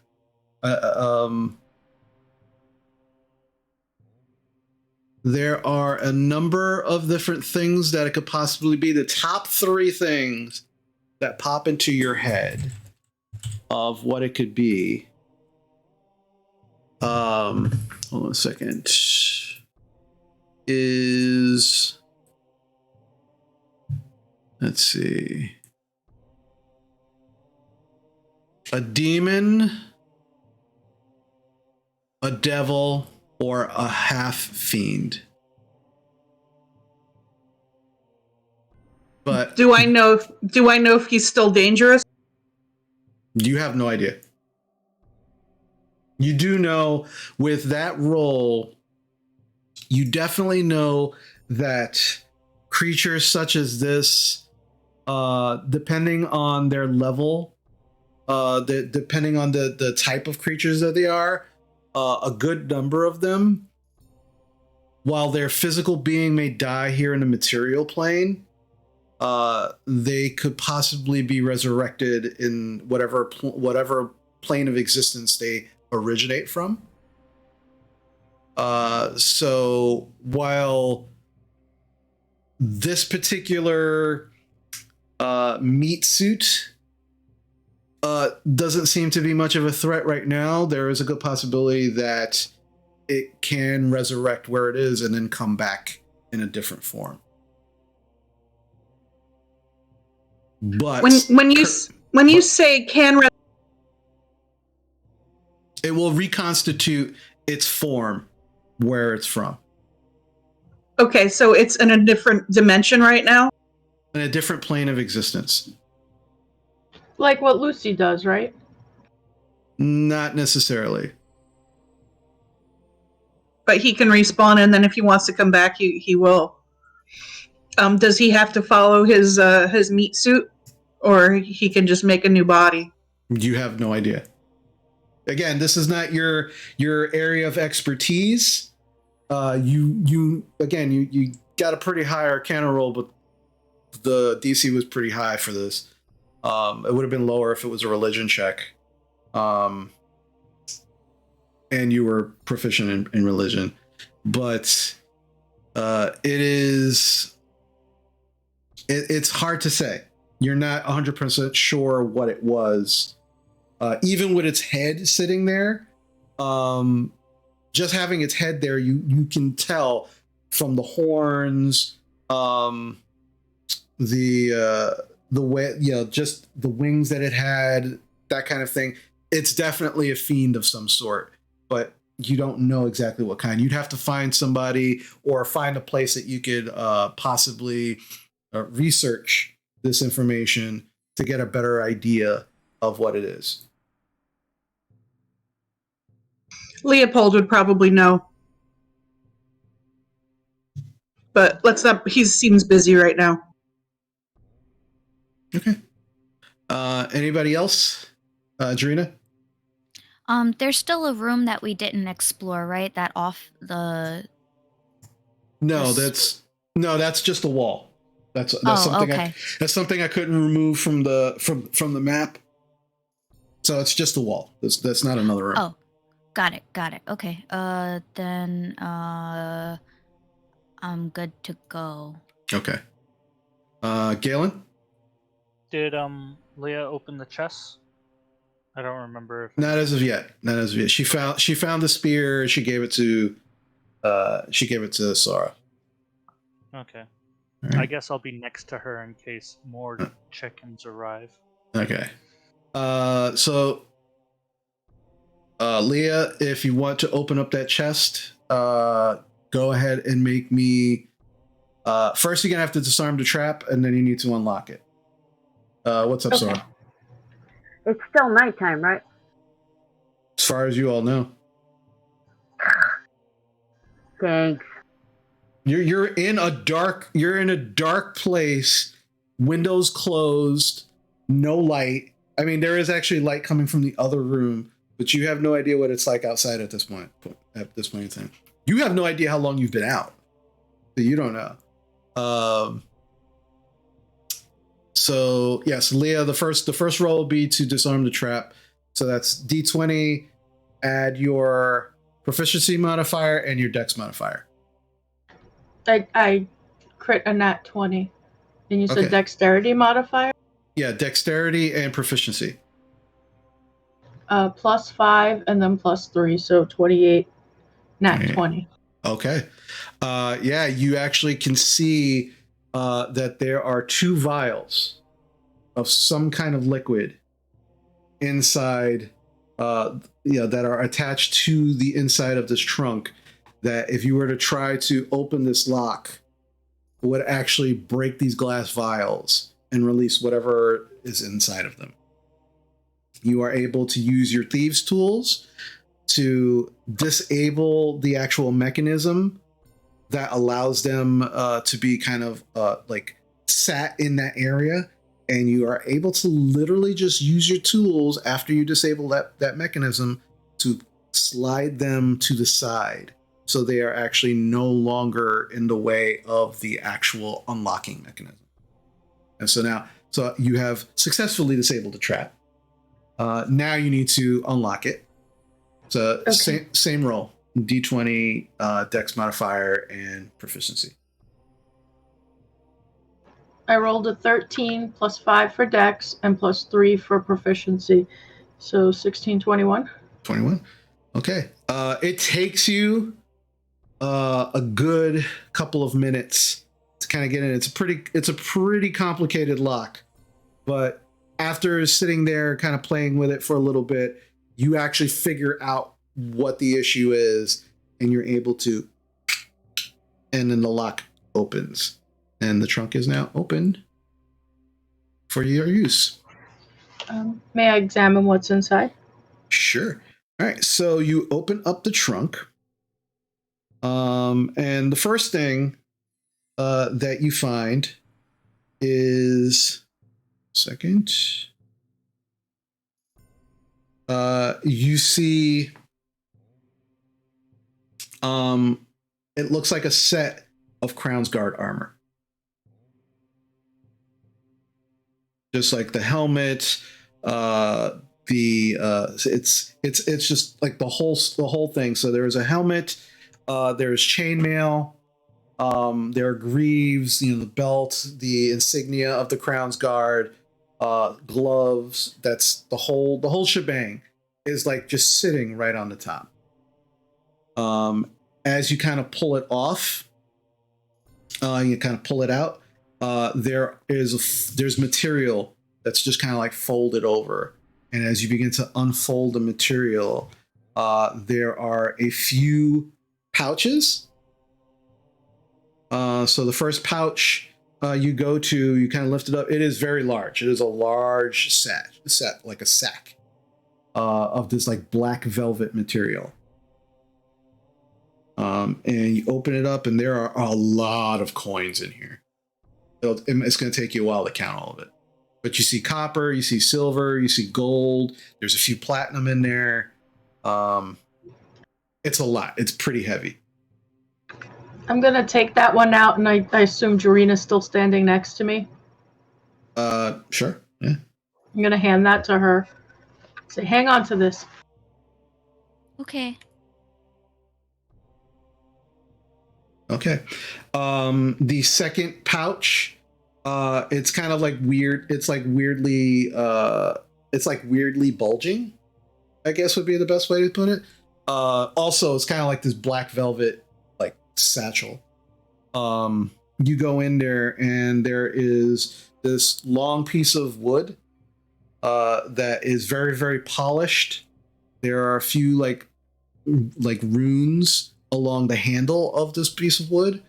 And the wood itself is like this dark red. I'm gonna slip that into my pocket using my sleight of hand. Okay, make a sleight of hand check for me.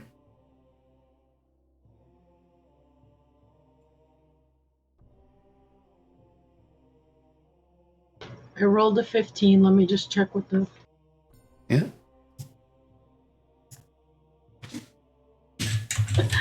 My sleight of hand is plus 11, so 26.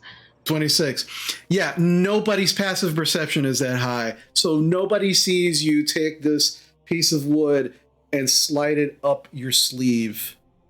And so, yeah, you have that. And so you continue going into the pouch, and there are these weird looking goggles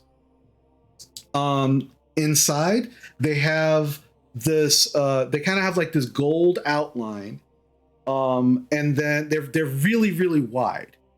The lenses themselves are bluish, and then there are like these other like smaller lenses that are attached with these kind of like levers, so you can actually like move the lever and one would go down in front of it, and then another one would go down, and then another one would go down, and this very intricate looking like leather band that is attached to it that obviously makes it so you can attach it to your head.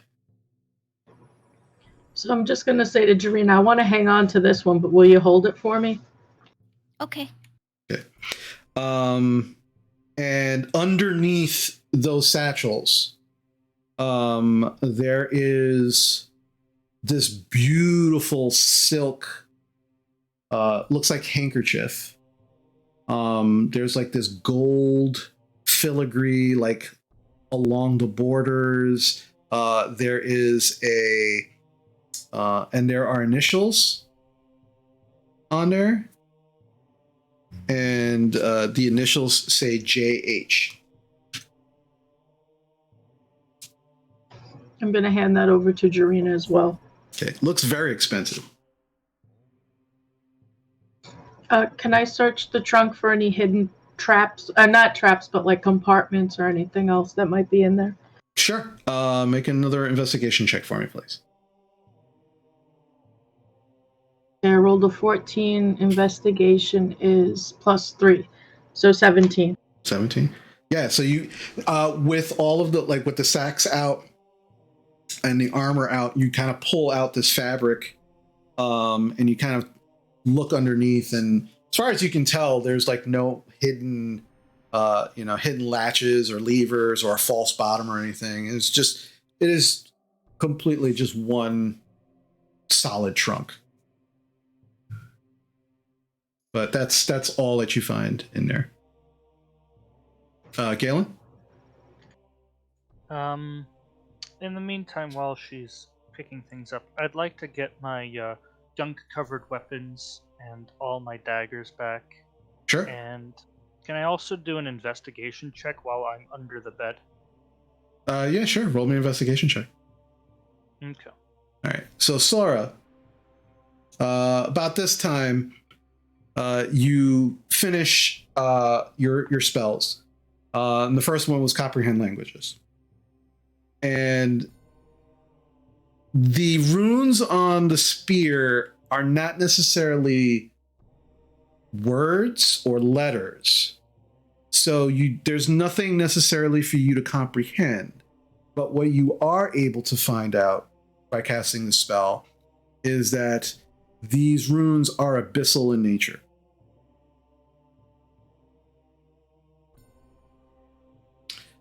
Okay. You finish casting, what was the second one? Identify? Yeah.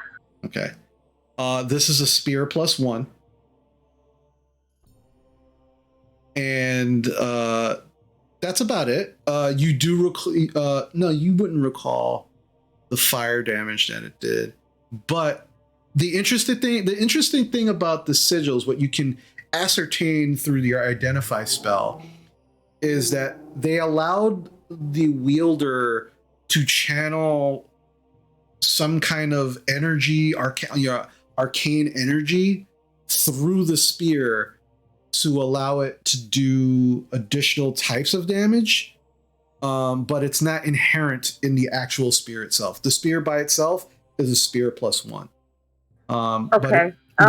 But it seems to that now, that the wielder who was able to do that is the only one that's able to do that. So at this point in time, unless you actually research it a little more and figure out how they were able to channel it, it's just a spear +1. All right, so I tell Leah all of that. Okay. Do you want me to hold on to it for now? Yeah, for now. All right. So, what do you guys want to do? I mean, you're dirty and gross smelling and covered in God knows what. But I really just want to get this bullshit over with. I don't like what happened. Still not sure of you guys. But do you want to go to the gentleman and get this all taken care of, or what do you want to do? We're more likely to get caught walking around with a spear, a head, and covered in black ooze. We can put that all in the portable hole. We can't put the black ooze in my clothes in the portable hole. Is there a source of water around, DM? No, none whatsoever. I think we should get back to the nearest safe place, which is probably the orphanage, and clean up as inconspicuously as possible while we still have cover of night. I look out the window, DM. Mm-hmm. Do I still see that it's nighttime? It is definitely nighttime.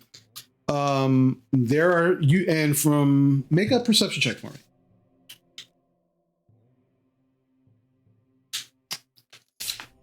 9.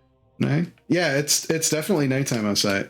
There's you can still see, at the very least, you can see the lights from the lanterns, the street lanterns that are still on. All right.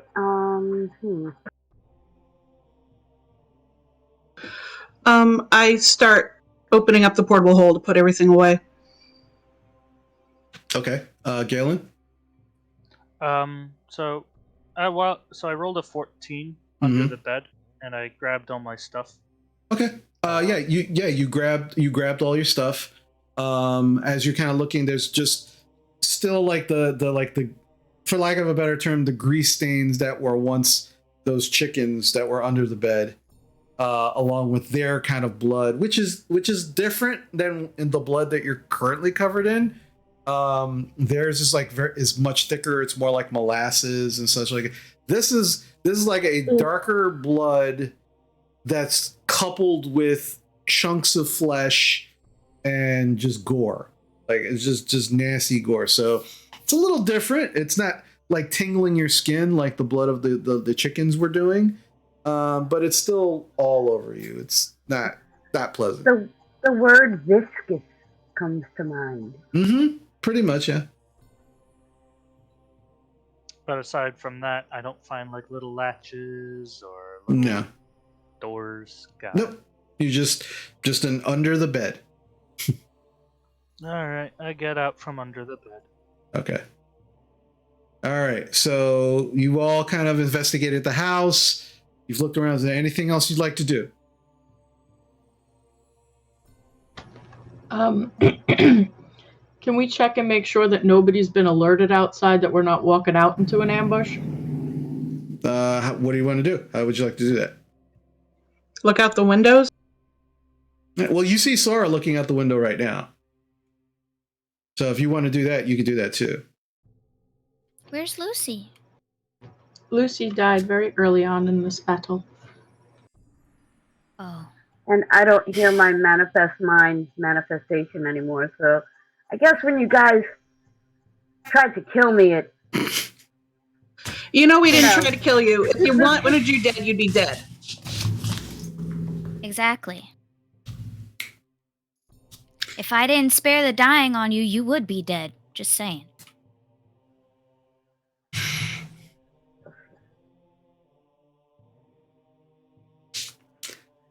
Yeah. So who else is looking out the window? All right, Jarina. Jarina, make me a perception check, please.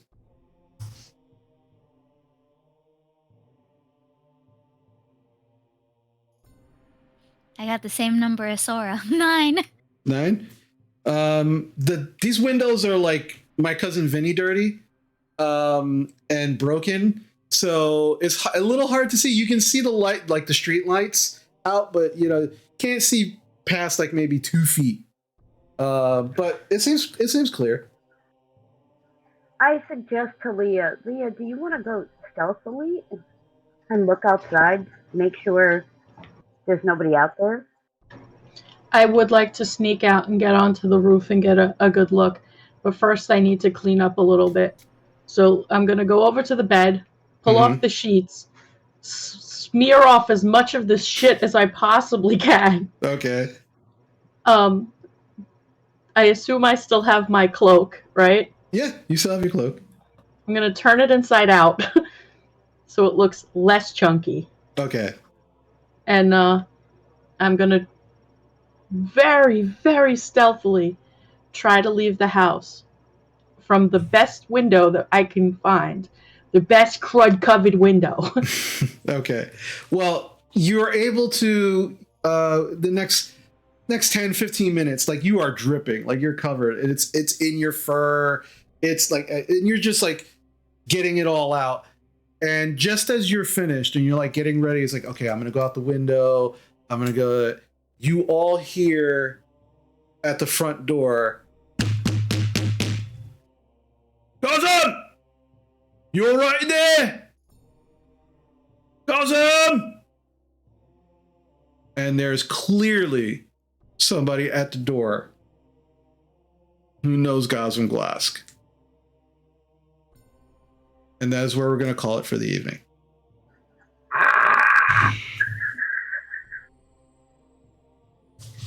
We're going to die rich and famous.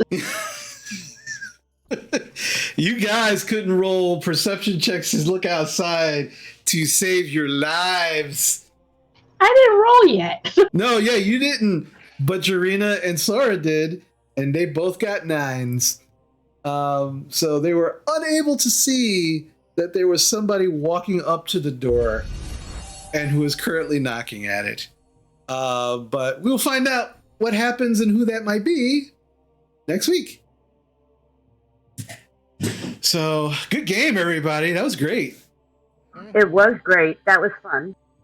That's a good game. Very fun. Alrighty. So, yeah, you got some goodies. You got some coin. You've got a severed head of some kind of fiendish creature. All of you are kind of alive, mostly alive. Yeah. So I'd call that a win. So good game, everybody. Thank you to my players for an amazing session. That was really fun. I want to do some quick shout outs for everybody. Wow, we had a lot of love tonight. This is awesome. All right, so Ty Dynamite, Ty, we love you, man. Gifted a tier 1 sub to Aiden Allen. I hope Aiden Allen, you enjoy your tier 1 sub. Mama Shady gifting a tier 1 sub to Dressed In. Thank you so much, Mama. Also another tier 1 sub to Wolf. I love your name, but I can never say it. Redivivus. Redivivus. There we go. Redivivus Wolf. Enjoy your tier 1 sub. Dressed In. We love you so much. Thank you so much for the raid. Also, Redivivus, thank you so much for the raid as well. Mama Shady also gifting another tier 1 sub to Demon Knight 998. And Demon 998, thank you so much for the follow. We appreciate it. Thank you. Also want to thank once again my wonderful patrons on Patreon. I want to thank all of you who are here watching all of the craziness and fun of a D&D session, our D&D game. This is definitely interesting, but also a lot of fun. It's I'm not gonna lie, it is always difficult to have a situation where the PCs are not 100% in control of themselves, but it is a part of the game, which is why I do try to give you as much autonomy as possible when a situation like that happens. But it is definitely a sticky wicket, I guess would be the best way to put it. But it does make for great games. Not gonna lie, it is a lot of fun sometimes, because as you can see from Squall's reaction to certain things, like, sometimes it is a little cathartic to just whack on your friends for a little while, because it's not gonna count later on. At least you hope that you don't hit them hard enough that they die. But it could be a little cathartic. It could be a little interesting and fun. But yeah, so again, I want to thank my players so much for everything. I also want to thank my mods as well.